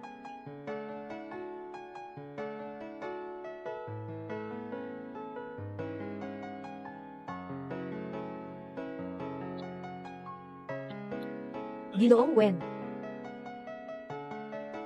Assistant Son. Salamat sa iyong pagod.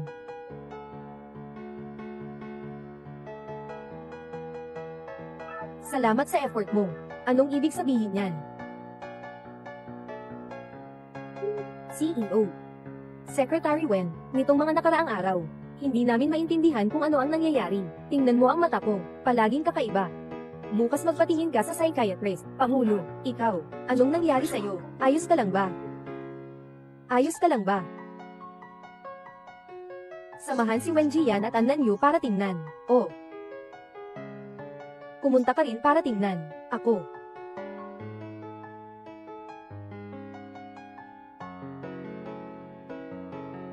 Akala ko magtatagal ka pa ng ilang araw, pero ayos lang. Mas mabuting kalmado na, mas maaga, tapos na ang mga dapat tapusin.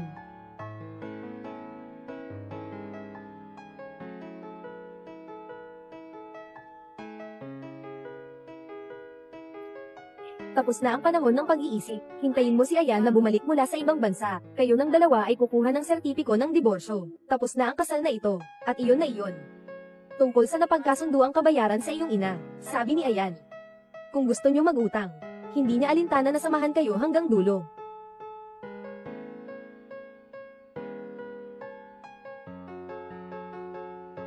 Talagang wala kaming ni Gu Qingtang, nakatulog sa kama. Shen Jihan, sa tingin mo ba, kung hindi mo nagawa ang huling hakbang, hindi pa itinuturing na pangangalo niya, akala ko ang pag-ibig mo ay nasa ibabang bahagi lamang. Hindi ko yun ibig sabihin, ikaw. Kasama mo si Gu Qingtang na naglalaro ng chess at nanunood ng pagsikat ng araw. Sinasabi ng nanay mo, si Ayan ay isang empleyado lamang. Inubos mo ang lahat ng pagsisikap kay Ayan, na pinagtutulungan mong palagmin ang proyekto, nang ibigay mo ito sa iyong maliit na kasintahan. Hindi ba't naramdaman mong napaka-hero iko mo, na panatili mo ang iyong prinsipyo? Sabi nga.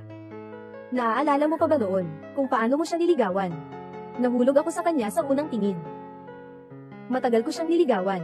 Sinasabi sa buhay na ito, hindi siya maaaring mawala. Si Ayan ay nagbigay ng lahat para sa'yo. Iniwan ang pag-aaral ng medisina. Lumipat sa pananalapi. Sang-ayon na magpakasal para sa'yo. Nagsusumikap na magtrabaho upang patunayan ang sarili. Pero sa huli, ano ang nangyari? Ikaw ang nagtakip sa kanya ng isang saksak, Shen Wuhan. Gaano nakatagal, na hindi mo siya nasamahan sa isang magandang pagkain? Ako ang may kasalanan sa kanya. Lahat ng ito ay aking pagkakamali. Magbabago ako. Gagawin ko ang lahat ng pagbabago. Wala ng oras. Sinira mo na ang puso niya. Paano ka pa manggahas na asahan siyang babalik? Shen Wuhan. Kung mayroon ka pang kaunting konsensya, tapusin mo ang tamang proseso. Ibalik mo sa kanya ang dapat na kabayaran. Maaari na ring ituring na ito sa inyo. Isang kaunting dangal para sa huling 8 taon. Hindi ako makikipaghiwalay sa kanya. Mahal ko siya. Mahal ko siya. Shen Wuhan. Ibinenta niya ito. Lahat ng itinapon niya ay babalikan ko, kasama ang kanyang puso. Hindi ako makikipaghiwalay. Sa buhay na ito, maaari lamang siyang makasama sa akin. Ang pinunit mo ay kopya. Huwag mong isipin na makakaiwas ka. Walang silbi. Sinasabi ko sa'yo, walang silbi.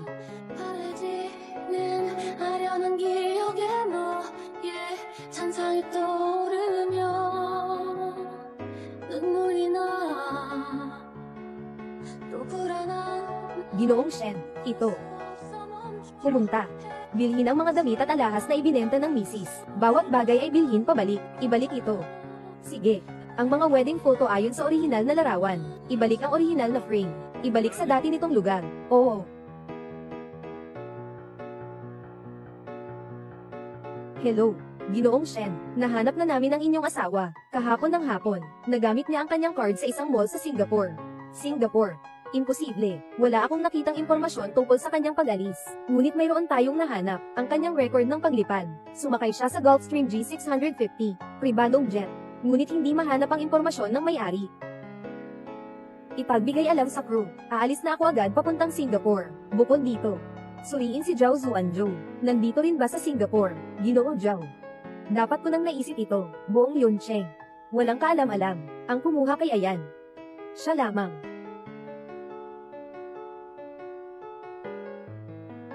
Ginoong San, tingnan mo.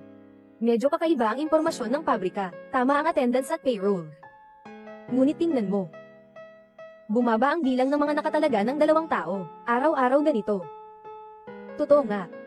Sa factory, may nakatalagang tao mula sa pager recruit hanggang sa pagpasok. May nakatalagang tao para dito. Kapag nangyari ito, siguradong may nagkakit. Pero hindi ito nadiskubre ng 10 taon. May duda ako. Nasa loob ng kumpanya, may mga taong nakipagsabuatan sa mga tao sa pabrika. Kailangan itong ayusin agad. Kung hindi, mahuhuli sila, at sisirain ang mga ebidensya. Ngunit ang Pangulo mamayang hapon, ay dadalo sa isang summit ng negosyo. Pupunta muna ako, hanapin ang multo. Sige, mag-ingat ka, manatiling nakausap palagi, huwag kang mag-alala.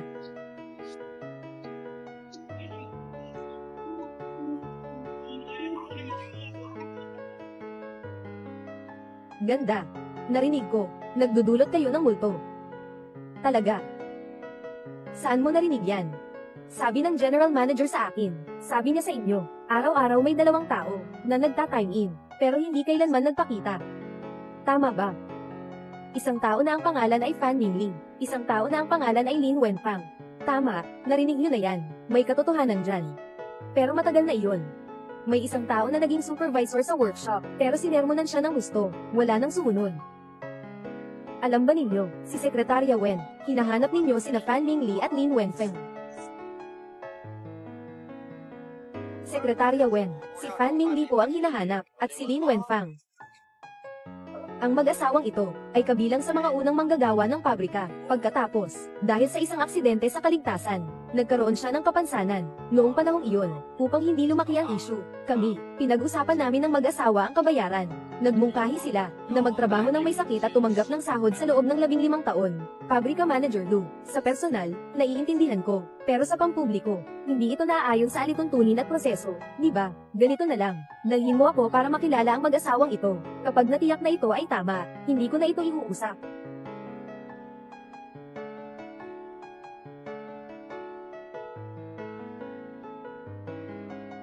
Pangulo.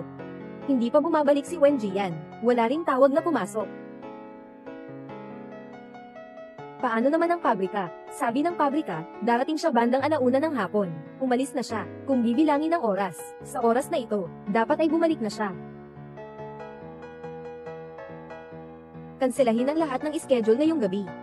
Patawag si Vice President Zhu Xianhua ng branch office sa pabrika. Pakuha ng monitoring mula sa pabrika. Maghanap ng tao sa paligid.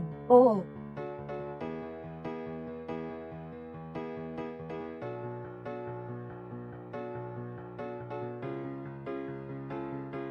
Zhao Zhenzhou, nasaan ang asawa ko? Nawala siya. Anong ibig sabihin ng nawala, Ginoong Shen? Ito. Nakuha na ni Miss Wen ang trabaho bilang pangunahing sekretarya ng aming CEO. Kaninang umaga, pumunta siya sa aming sangay para inspeksyonin ang pabrika ng kanyang tauhan. Ngunit hanggang ngayon, hindi pa siya bumabalik. Hindi rin makontak sa tawag. Handa na kaming pumunta hanapin siya. Punong kalihim.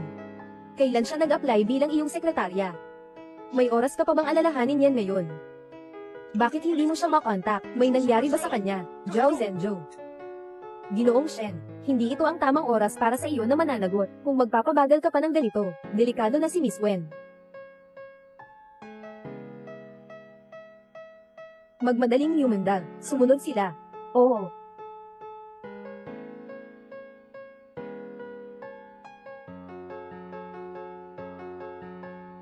Malinaw na inayos ni Uncle Zhao ang mga ebidensya. Lahat ng frame niya. Paano siya nakasunod dito? Palaging mahahanap ang paraan. Anong natuklasan ni Wen Jian hapon? 2 ang nabawas sa bilang ng mga naka-duty. Araw-araw ganito. Hindi mo na ipaliwanag ng maayos kanina.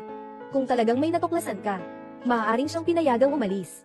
Ito, hindi naman ganun kalalayan, di ba? Ito, basta lang kaming nagsusuri sa ngalan ng inspection, para mag-imbestiga. Hindi niya alam, ang tunay naming layunin, kung sakaling matuklasan niya. Huwag agad magpatalo, bumalik siya sa pagtawag. Kaya ba niyang magkaroon ng ganitong lakas ng loob? Ipabatid mo na. Sa loob ng 1 oras, kung walang balita mula kay Sekretarya Wen, lahat ng mataas na opisyal sa subkumpanya at pabrika, lahat ay nag-resign na. Naiintindihan. Bakit naman? Siguradong tatanungin nila ang dahilan. Ito, parang iniisip mong hindi ito patas. Walang dahilan. Sa harap ko, may gumagalaw sa akin. Parang hindi ako mahalaga. Ito, pero wala rin kaming sapat na dahilan ngayon para patunayan si Secretary Wen na nawala siya sa pabrika. Naniniwala ako sa instinct ko. Yung tao na dinala ko, inaalagaan ko.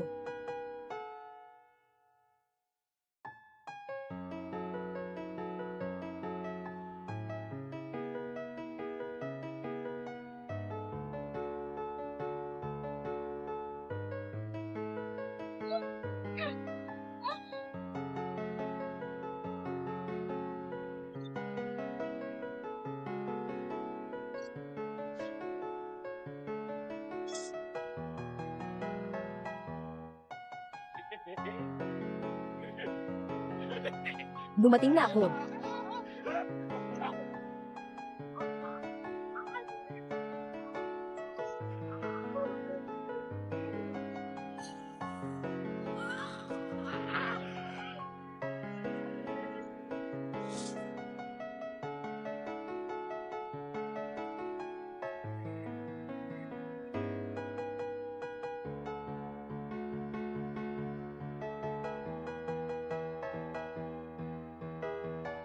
Hello, Assistant Son. Pasensya na. Kakastart mo lang magmaneho. Cellphone. Nadulas sa ilalim ng upuan. Hindi mahanap ang tao. Lahat ng posisyon ay aalisin. Paano naman pwedeng ganyan ang presidente? Ako, wala akong kaalaman tungkol dito. Ito ay, sobrang hindi patas para sa akin. Hoy.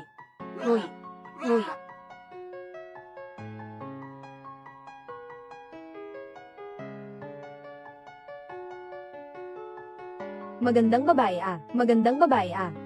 Ikaw na ang humahanap ng kamatayan, walang dapat sisihin kundi sarili mo. Ginoong Ann. Matagal na tayong mga matatag na tao sa sangay na ito, ngunit si Ginoong Zhao ay nagkakagulo para sa isang sekretarya. Napakalaking gulo nito, nagtataka lang ako. Sino ba talaga si Secretary Wen? Bakit niya ito pinagkakainteresahan? Ganun ba niya kamahal? Oo nga, hindi naman tayo pulis. Paano kung sakali, may aksidente ang sekretaryang si Wen? Galit na galit si Ginoo Zhao. Para sa kanyang mahal, hindi rin namin pwedeng isama sa paghihiganti, di ba? Oo, tama. Tama na. Sabi ko, Ginoong Ann, ikaw ang ipinadala ng chairman, di ba? Sinasabi ko, na dapat kang tumawag sa chairman ngayon din, para maayos niyang mapamahalaan ang presidente. Tama ba? Oo. Sabi ko, sapat na. Hindi pa panahon mo, para magunjok sa kanilang relasyon mag-ama. Mag-iisip ako ng paraan. Ingatan mo ang iyong bibig. Ako.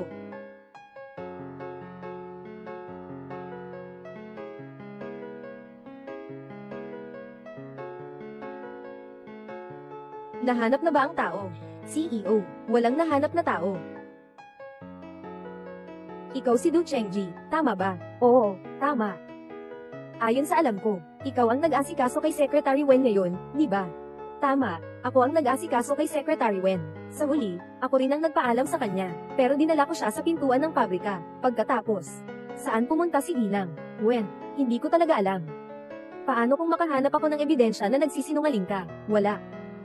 Talagang wala. Du Chengji. Sa mukha mo ngayon ay nakasulat na ang 4 na salita. Nanguhula sa sarili. Wala.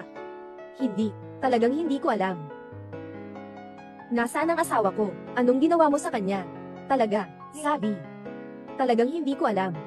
Hindi mo sasabihin, di ba? Gusto mong mamatay. Aayain kita. Sabi ko na. Magaan. Ay naku. Sakit ng likod.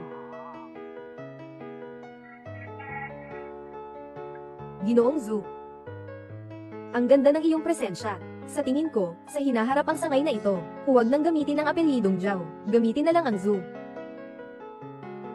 Tulungan mo akong bumangon. Dahan-dahan lang, Pangulo. Umupo ka na. Sino ang nagdala kay Wen Jian saan?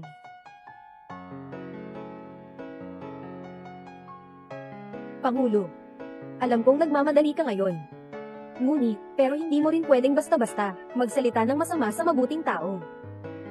Ganito ka katiyak. Hindi ko siya mahanap. Pagbibigay sala. Walang katuturan ang ganito. Ako.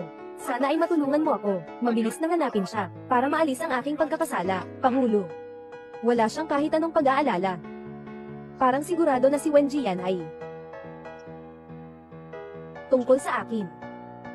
Mayroon akong hindi magandang ugali. Aking tao, basta lang na sumubok kang gumalaw. Kahit anong dahilan pa. Kahit walang ebidensya. Ako na ang bahala sa kanya. Tapos ka na sa buhay mo.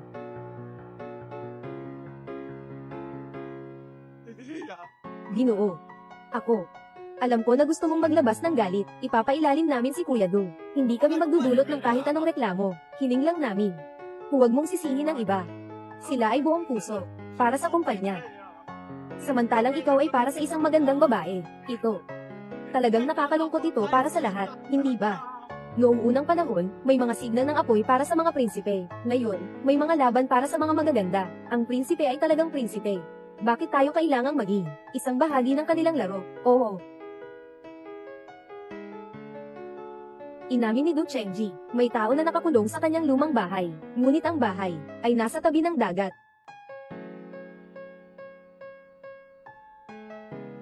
Pangulo. May balita na ba tungkol kay Sekretaryo Wen? Oo. Kalmado. Kahit na natagpuan, isa na lang itong bangkay. Walang makakaalam, nahuli siyang kasama ko. Natakot. Ako. Sapat na. Ginoong Wen, Ginoong Wen. Mahalaga ba talaga si Ginoong Wen? Alam mo ba kung bakit siya pumunta sa pabrika? Alam mo ba kung bakit siya nawala? Biro. Ako ang pangkalahatang manager ng sangay. Isa lang siyang bagong talagang sekretarya. Anong karapatan at kakayahan ko para pagtuunan siya ng pansin? Siyang dapat Isang kagalang-galang na pangulo ng kumpanya, para lang sa isang sekretarya, nagkakaroon ng gulo. Kung hindi mo alam, akala mo, nawawala ang asawa mo, An Nanyu. Kung sakali, yung mga iniisip mo sa akin, mas pag-ukulan mo sana ng pansin ang mga bagay na mahalaga. Hindi ka naman ganoong katanga.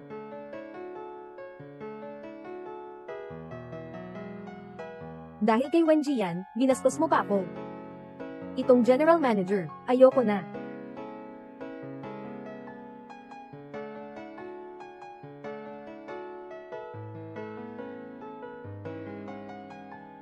Chairman, mag-resign na ako. Huwag mag-alala, Nanyu, anong nangyari? Dahan-daang sabihin mo ng malinaw. Nawawala ang bagong secretary ng presidente. Sa kabuuan ng takot niya, gusto niyang saktan ng aking deputy manager, at sinisisi pa ako sa kakulangan ko. Chairman, huwag mong sisihin si Ginoong An. Ito ay talagang tungkol sa pag-akyat ng sekretarya. Sobrang dami na ngayon. Nababahala ako na siya ay maimpluwensyahan, na gumawa ng desisyon na hindi makabuti sa kumpanya, ngunit siya ay Pangulo. Kung magbibitiw si Ginoong An, edi hindi na rin ako magtatrabaho. Umalis na lang ako, mas mabuti na yon kaysa sa tanggalin ako, di ba? Sa pinakababa, makakapagbigay ako ng kaunting dangal sa sarili ko. Tama ba? Tama. Magre-resign din ako. Hindi pwedeng walang dahilan ang presidente. Tama. Umalis si Manager An. Sama-sama kaming aalis kasama si Vice President Zhu Anjo. Bigyan mo ako ng paliwanag.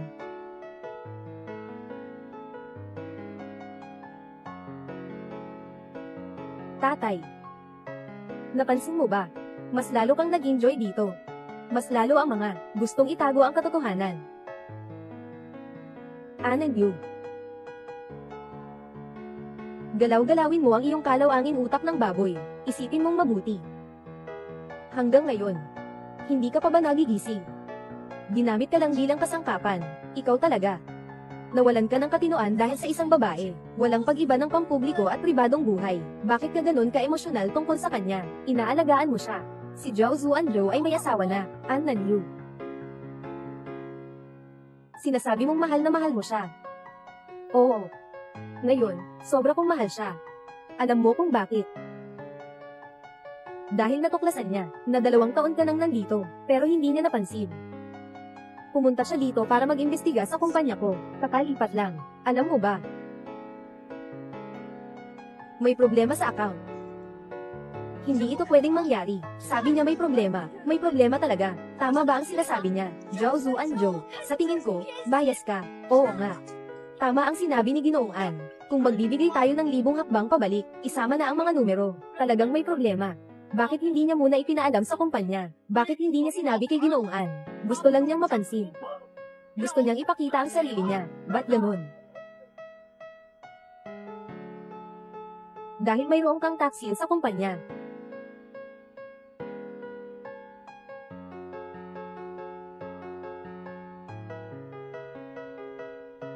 Wen Jian.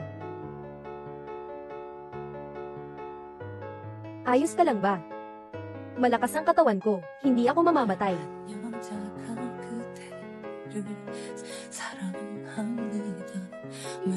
Mabuti kung ganun. Mabuti kung ganun. Nasaktan ka. Ihahatid kita sa ospital, walang anuman. Unahin muna ang mga bagay.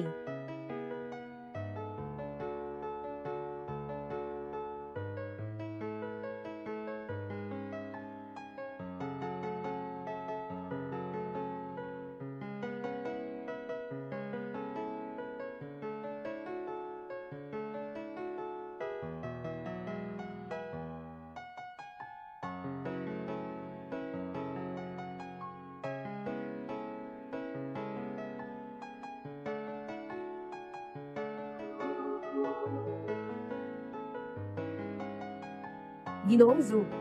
Kumusta? Hintayin mo munang matiyak na patay na ako, bago ka magyabang. Hindi ko alam ang sinasabi mo. Wala ka namang ibang iniisip, kundi kami lang 2 kanina, na walang ebidensya, hindi kita mahatulan. Pero kaninang umaga, nang umalis ako, para sa investigasyon, naglagay ako ng isang device na kayang mag-record ng tuloy-tuloy, 48 oras na recording pen. Yung panulat ay nakatusok sa dibdib ko. Ngayon, nasa ilalim ng mesa ng lumang bahay. Mula nang makita ko si Do Chengji, hanggang sa pagdukot niya sa akin, At hanggang sa pagtatangka ni Zhu Xianhua na mga abuso sa akin. Lahat ng bawat salita ay may recording. Zhu Xianhua. Talagang ginawa ninyo, itong mga hayop na walang iya. Hindi, wala akong ginawa. Siya, nagsisinungaling siya. Ako'y matatag, hindi natatakot sa anino. Oo sige, sabihin mo, magdagdag ka pa ng ilang salita.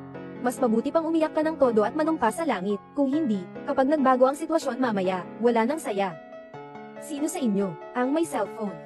I-record mo ito para kay Vice President Zhu, baka mamaya hindi na niya aminin. Ito.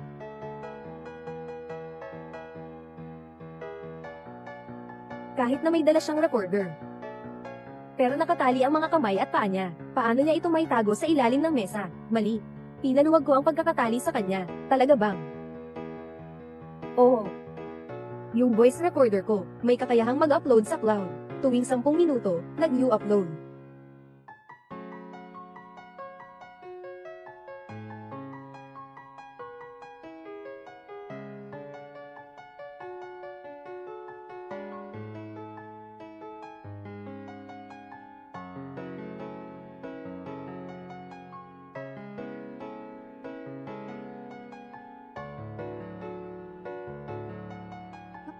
Huwag mong ilagay. Huwag. Huwag magpadalos-dalos, Ginoong Wen. Mag-usap tayo ng maayos. Mag-usap tayo ng maayos, ha? Sinusubukan mong salakayin ako, at pinipilit akong maaresto ng matagal. Kung hindi dahil sa, pinilit kong tumalon sa dagat, at saktong marunong akong lumangoy. Naiwas ko ang mga bato. Pwede pa ba akong umupo dito ngayon? Tumawag ng pulis. Huwag. Huwag mag-report, please. Pangulo. Nagkamali ako. Sekretaryong Wen, nagkamali ako. May matatanda at may mga bata ako sa bahay. Malaki ang pasensya ninyo. Sa pagkakataong ito, ituring niyo na lang akong walang halaga. Pakawalan na siya. Pakiusap, please. Nagmamakaawa ako sa inyo. Nagmamakaawa ako. Aaminin ko, kaya manatili ka na lang sa kulungan. Oh. Ginoong Zhu. Yung voice recorder na yun, sa totoo lang, nasira na yun sa dagat. At wala namang cloud upload feature. Ano? Ninanakaw mo ako.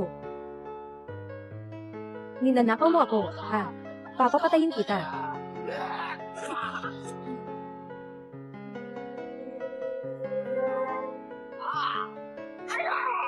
Ikaw ang isang manakit. Paano ka pa nagkakaroon ng muka, makipag-away ng walang awa sa biktima, gaya mo? Dapat pahirapan hanggang mamatay, makulong hanggang sa mamatay. Mukhang malinaw na ang katotohanan. Zhu Anzhou, maayos mong kailangang asikasuhin ito. I report ang nararapat, gawin ang nararapat. Huwag maging maawin. Sige. Sekretaryong Wen, matapang ka. At matalino rin. Maligayang pagdating sa Juni. Anong nangyari sa iyo? Anong nangyari sa iyo?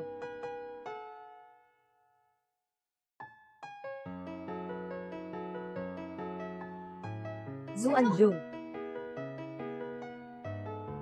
Bitawan mo ang asawa ko. Ang sekretarya ko, mukhang, ayaw nang pumasok sa mga bisig mo ah. Zhu Anzhou. Asawa ni Sekretarya Wen, ay nandito na. Ikaw, Ginoong Shen. Kung hindi ako nagkakamali. Tapos na ba ang kulang off period ninyo? Sa paghihiwalay.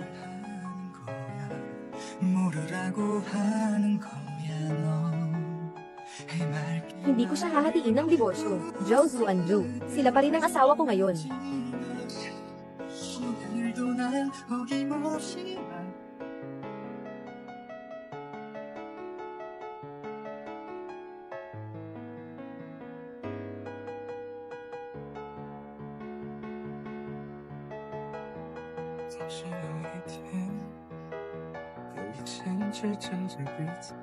Si Ayan ay ginasto lang akong mainis, kaya pumunta siya sa'yo para mag-apply. Hinatanggal ko siya sa trabaho. Ako ang boss niya. Hindi ako ang boss mo. Pwede kang magbitiw. Hayaan siyang makipag-usap sa akin.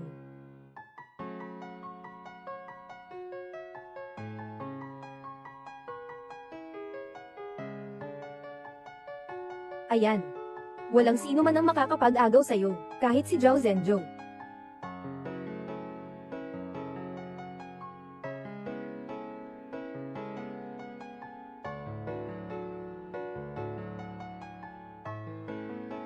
Ang bango ng kahoy na amoy. Nakaka-relax. Sino? Asawa. Shen Wuhan. Gian. Asawa. Yan. Nagising ka na. Asawa. Nagising ka na. Hindi ito ilusyon. Mas nakakatakot pa. Anong nararamdaman mong hindi maganda? Huwag mong hawakan ako gamit ang maruming kamay mo. Anong ginagawa mo dito? Dapat si Shaksha. Nabigay na sa iyo ang kasunduan sa paghihiwalay, di ba?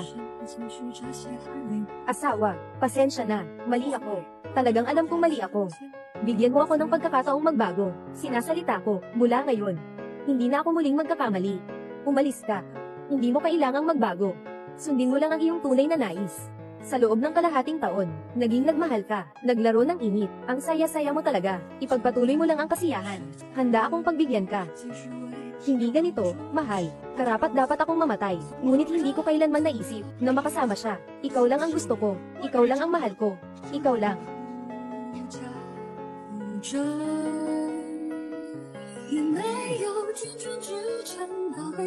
Sige na. Shen Wuhan. Tapos na tayo dalawa. Kasalan. Sigurado akong maghihiwalay ako.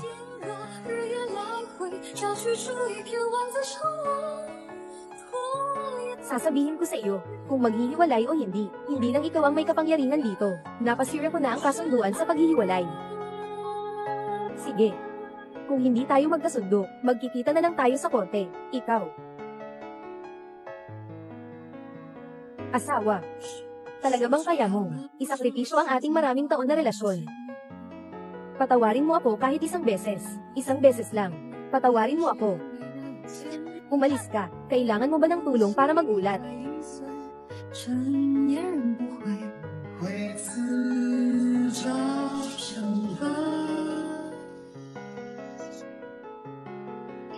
Huwag akong hawakan. Kailangan mo ba ng tulong para magulat?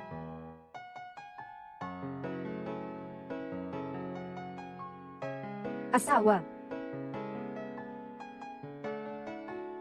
May pinabili akong pagkain para sa'yo. Ang paborito mong lugaw na may manok. Halika, pakakainin kita. Hindi mo na kailangang pakainin. At saka, huwag mo na akong tawaging asawa. Dating asawa kong kuya. Bakit? Gusto mo bang pakainin ka niya? Gusto mo bang pakainin ka niya? Anong sinasabi mo? Talagang may masamang isip, lahat ng bagay ay marumi sa kanya. Oo, Ginoong Shen, ito ay tungkol sa reputasyon ng iyong asawa at ni Zuanzhou. Hindi mo dapat basta-basta sabihin ito. Mas mabuti pang magwawasak na lang ang mundong ito.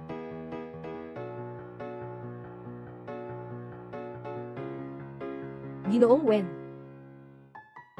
Tungkol sa nangyari kagabi, ikinalulungkot ko talaga. Hindi ko naintindihan ng mabuti ang sitwasyon. Naniwala ako sa isang panig. Sa mga kasinungalingan ni Vice Presidente Zhu, naka-misunderstand kita. Sana mapatawad mo ako.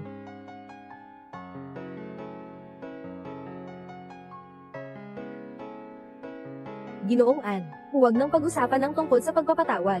Sa sitwasyong iyon kagabi, talagang madaling maligo. Kung may dapat sisihin, si Zhu Xianhua, napakahusay ng kanyang pagkukunwari. Ikaw, masyado kang mabait. Kaya hindi ito kasalanan mo.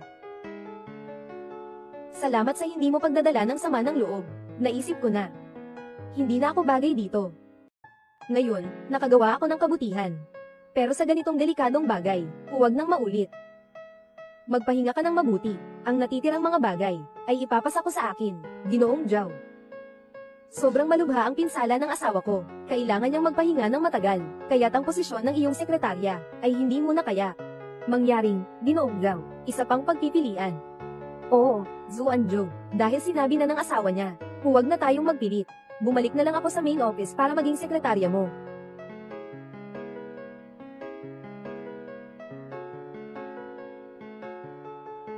Gusto mo bang mag-resign? Gusto mo bang mag-resign? Siyempre, ayaw ko. Walang sino man ang makakapagpasya para sa akin. Lalo na ikaw. Kung ayaw mo, ayos lang. Nag-ayos ako ng eroplano. Ihahatid kita pabalik sa Yuncheng para magpahinga. Hindi na kailangan. Dahil sabay tayong pumunta. Sabay din tayong uuwi. Ayos. Sige, sabay tayong umuwi. Sabay tayong umuwi. Aalagaan kita. Hindi na kailangan si Ginoong Shen. Ako ang iyong asawa. Ito ang dapat kong gawin. Sapat na. Pagod na ako. Matutulog na ako. Umalis ka na, Sir Shen. Anong gagawin mo?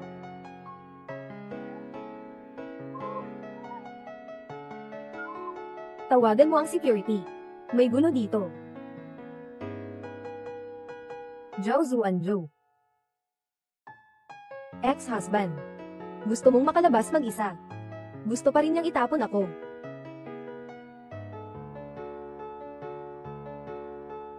Zuanzhou, Shen, dahil nag-sorry na ako. Miss Anne.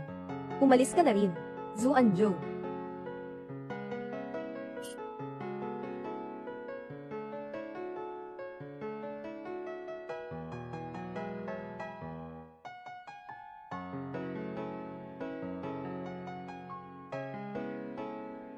Pasensya na, General Zhao. Pasensya na sa abala.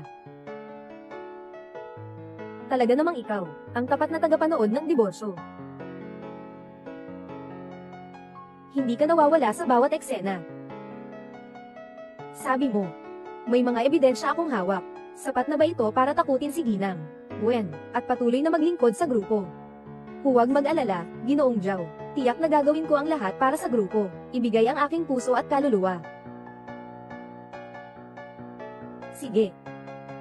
Tandaan ko yan. Magpahinga ka ng mabuti.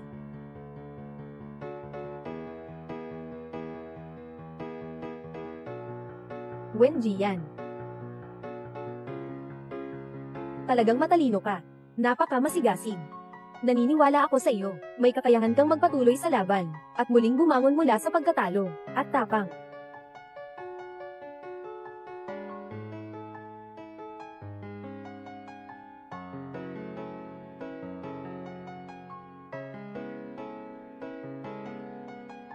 Ayan. Nag-submit ang Gu Jia ng isang patunay na may sakit sa pag-iisip si Gu Qingtang. Pinapalaya siya sa piyansa. Ngayon, nakipag-usap ang abogado ng Gu family sa akin tungkol sa kasunduan. Gusto kong bumalik. Sino ba ang gustong ng kanilang amoy mansanas na pera? Hindi kami makikipagkasundo. Sumasang-ayon ako sa kasunduan. Anong sinabi mo? Pagkakasundo. Shen Wuhan. Ngayon ay pilit akong pinapakita na nagbago na. Walang kwenta ang kanyang pag-ibig na walang ako. Hindi ko siya matanggal. Gusto niyang makipaghiwalay. Siguradong lahat ng paraan ay gagawin niya upang pigilan ito. Kaya kailangan ko ng katulong. Gusto mong gamitin si Gu Qingtang laban kay Shen Wawan. Hindi pwede. Hindi pwede. Masyado itong baliw. Siya, sa lakas ng pamilya Gu, may isasalba si Gu Qingtang. Matutino at gabi na iyon. Magandang sundan na lang natin ang daloy. Ano ang konkretong plano mo? Sabihin mo kay Gu Qingtang, gusto ni Shen Wuhan na makipag-ayos muli sa akin. Dahil sa sobrang pagmamahal niya kay Shen Wuhan, na halos baliw na. Siguradong magpapakabaliw siya. Sobrang pabor niya sa kanya, walang isip. Dagdag pa ang pagpapakita ng pride. Siguradong pipilitin niya si Shen Wuhan na pakasalan siya. Pagdating ng panahon, kailangan niyang makipag-divorce sa akin. Sa totoo lang, kayong lahat ay medyo baliw. Kung sakaling magsisi talaga si Shen Wuhan, at ma-realize na ang mahal niya ay ikaw, magdadalawang isip ka ba? Hindi. Kahit na sakit, kahit na pagsisisi, lahat ng iyon ay nararapat sa kanya.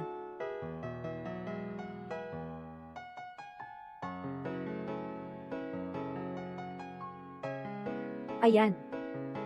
Umuwi tayo sa sarili nating eroplano. Pareho lang naman. Bakit mo kailangang abalahin ng iba, Shen Wuhan? Wala kang tayo sa akin. Ikaw talaga yung ibang tao. Pakihintay, pakiusap. Gong Zhao. Ganun ka close sa asawa ng iba. Ano bang balak mo? Shen Jihan, may problema ka ba?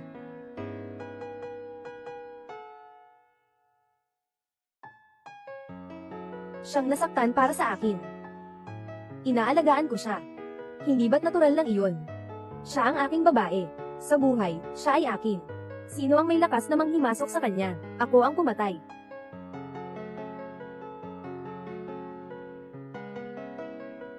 Ginoong Shen, nagkamali ka ng intindi. Ang aming presidente ay simpleng nag-aalala lamang kay Sekretarya Wen. Ito ay aking pinapangako. Ang aming presidente ay walang anumang intensyon kay Sekretarya Wen. Talaga, tungkol sa akin. Kailan mo kailangan akong tiyakin? Zhao Zuandru, Shen Jihan, pwede bang huwag kang magalit?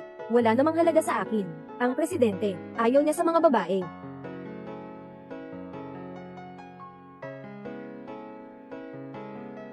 Siya, gusto niya ng mga lalaki. Mukhang hindi naman. Ginoong Wen. Salamat sa pag-promote sa akin. Talagang dapat kitang gantimpalaan.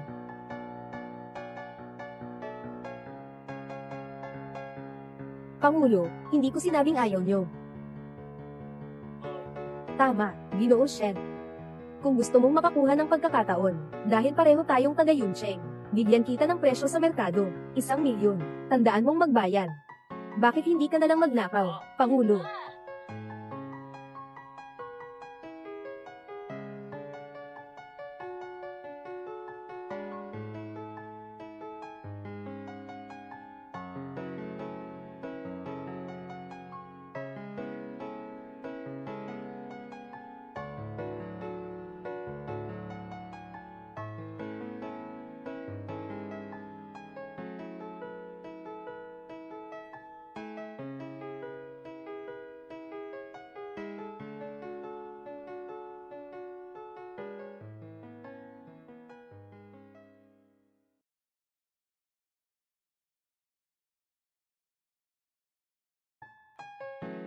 Ginoong Zhao.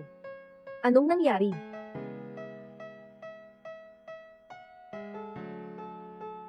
Ginoo Zhao. Anong nangyayari?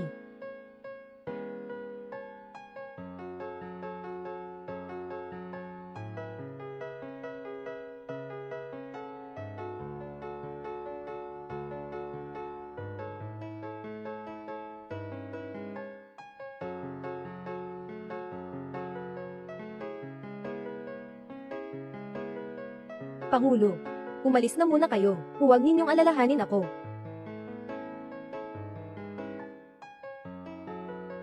Secretary Wen, magpahinga ng maayos. Colin, Colin.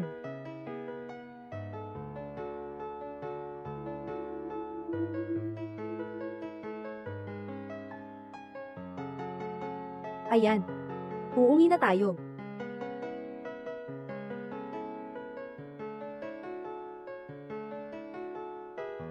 Mukhang si Ginang, Wen at ang kanyang dating asawa, hindi naman talaga maituturing na dating asawa, dahil hindi pa sila naghiwalay, may posibilidad pa ring magkasama.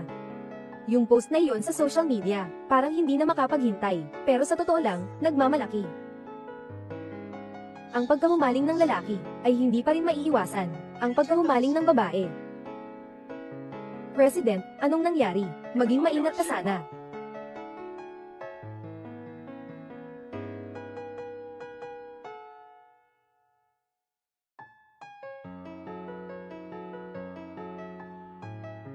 Ginoo, hindi ba iyon si Gu Qingtang?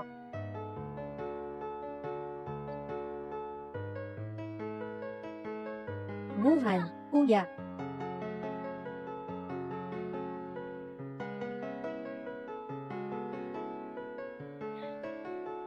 Pinapanta na sa'yo ng kuya mo ang message. Kung hindi ka pa rin malinaw, uulitin ko pa. Simula ngayon, hindi na kita makakausap kailanman. Pakiusap, huwag mo na akong guluhin. Hindi ako nandito para guluhin ka. Hindi na ako gagawa ng masama tungkol sa kasal mo kay Ate Wen. Anong gusto mong gawin ko? Kaya ko. Babalik ako sa dati kong posisyon. Ituturing lang kita na parang kuya. Ayos lang ba yon? Mabuti kung naiintindihan mo. Ngayon, pakilisan mo. Aalis na kami.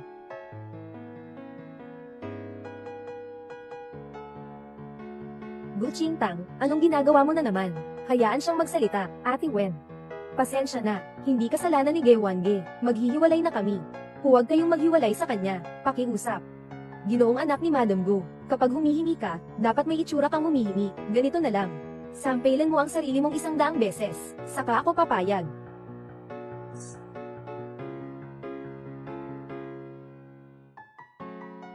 Walang hiya. Ngayon, papakita ko kay Kuya Jihan, ang tunay mong mukha. Okay. Sige, ako na. Anong ginagawa mo dito? Mukhang Nahuli ng legal na asawa ang kabit, yung lalaki nandyan lang, nanunood, talagang walang kwenta. Hindi pa kumakain, mas malakas. Sige na. Walang kwenta, hindi mo nga kayang bumayo ng maayos, ganito na lang. Turuan kita.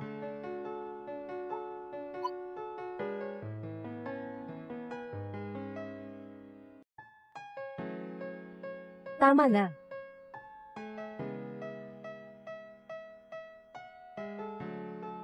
Mukhang may balita si Miss Wen sa kanyang circle of friends. Hindi ito tungkol sa pag-asa na magbalikan, kundi sadyang, kailangang makuha natin ang reaksyon ni Miss Gu. Ang tapang pala ni Sekretarya Wen. Oo, malakas. Mahal, kaya mong bitawan.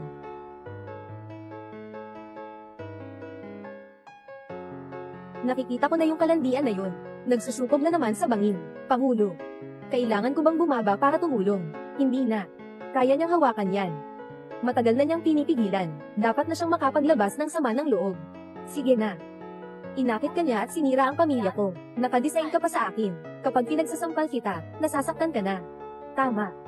Dapat kang lumuhad. Hayaan mo akong makasampal din. Baliw ka ba?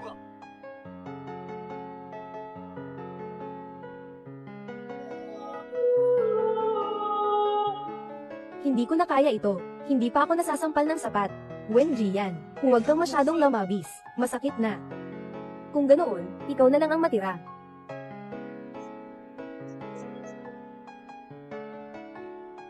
Diyos ko. Naka-wheelchair na ang unang asawa. Wala siyang pakialam. Yakap niya ang kabit. Ang sama mong lalaki. Hindi pwedeng masyadong brutal itong babae. Tingnan mo. Hindi ba niya ginagawang ipapadala sa third wheel? Bini ka ba? Napakamaalat ng tsaa, hindi mo pa rin naamoy. Yung babae ay malinaw na nagtatago sa likod ng pag-urong. Nagpapanggap na kawawa. Hindi ba nahulog din ang asawa niya? Anong nahulog? Wala kundi ang makita kung sino ang mas pinahahalagahan ng asawa niya. Huwag nang tumingin. Huwag nang tumingin.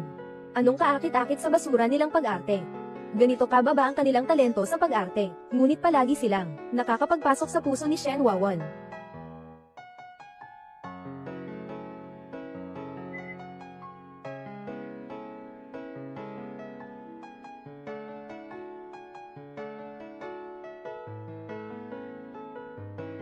Dapat ang basura ay nasa basurahan lamang.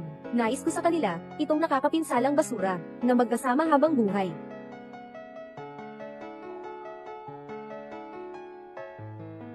Ginoong Zhao. Mukhang, muli kang naging tagapanood ng aking diborsyo. Walang anuman. Gusto ko talagang manood. Gusto mong gamitin si Gu Qingtang para pilitin si Shen Wuhan na makipagdiborsyo. Hindi mo kailanman naisip na magkabalikan. Wala. Wen Ziyan. Hindi ako gusto ng lalaki.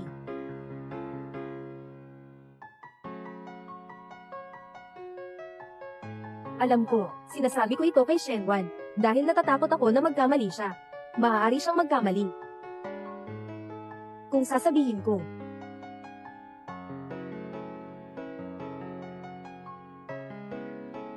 may balak ako sa'yo.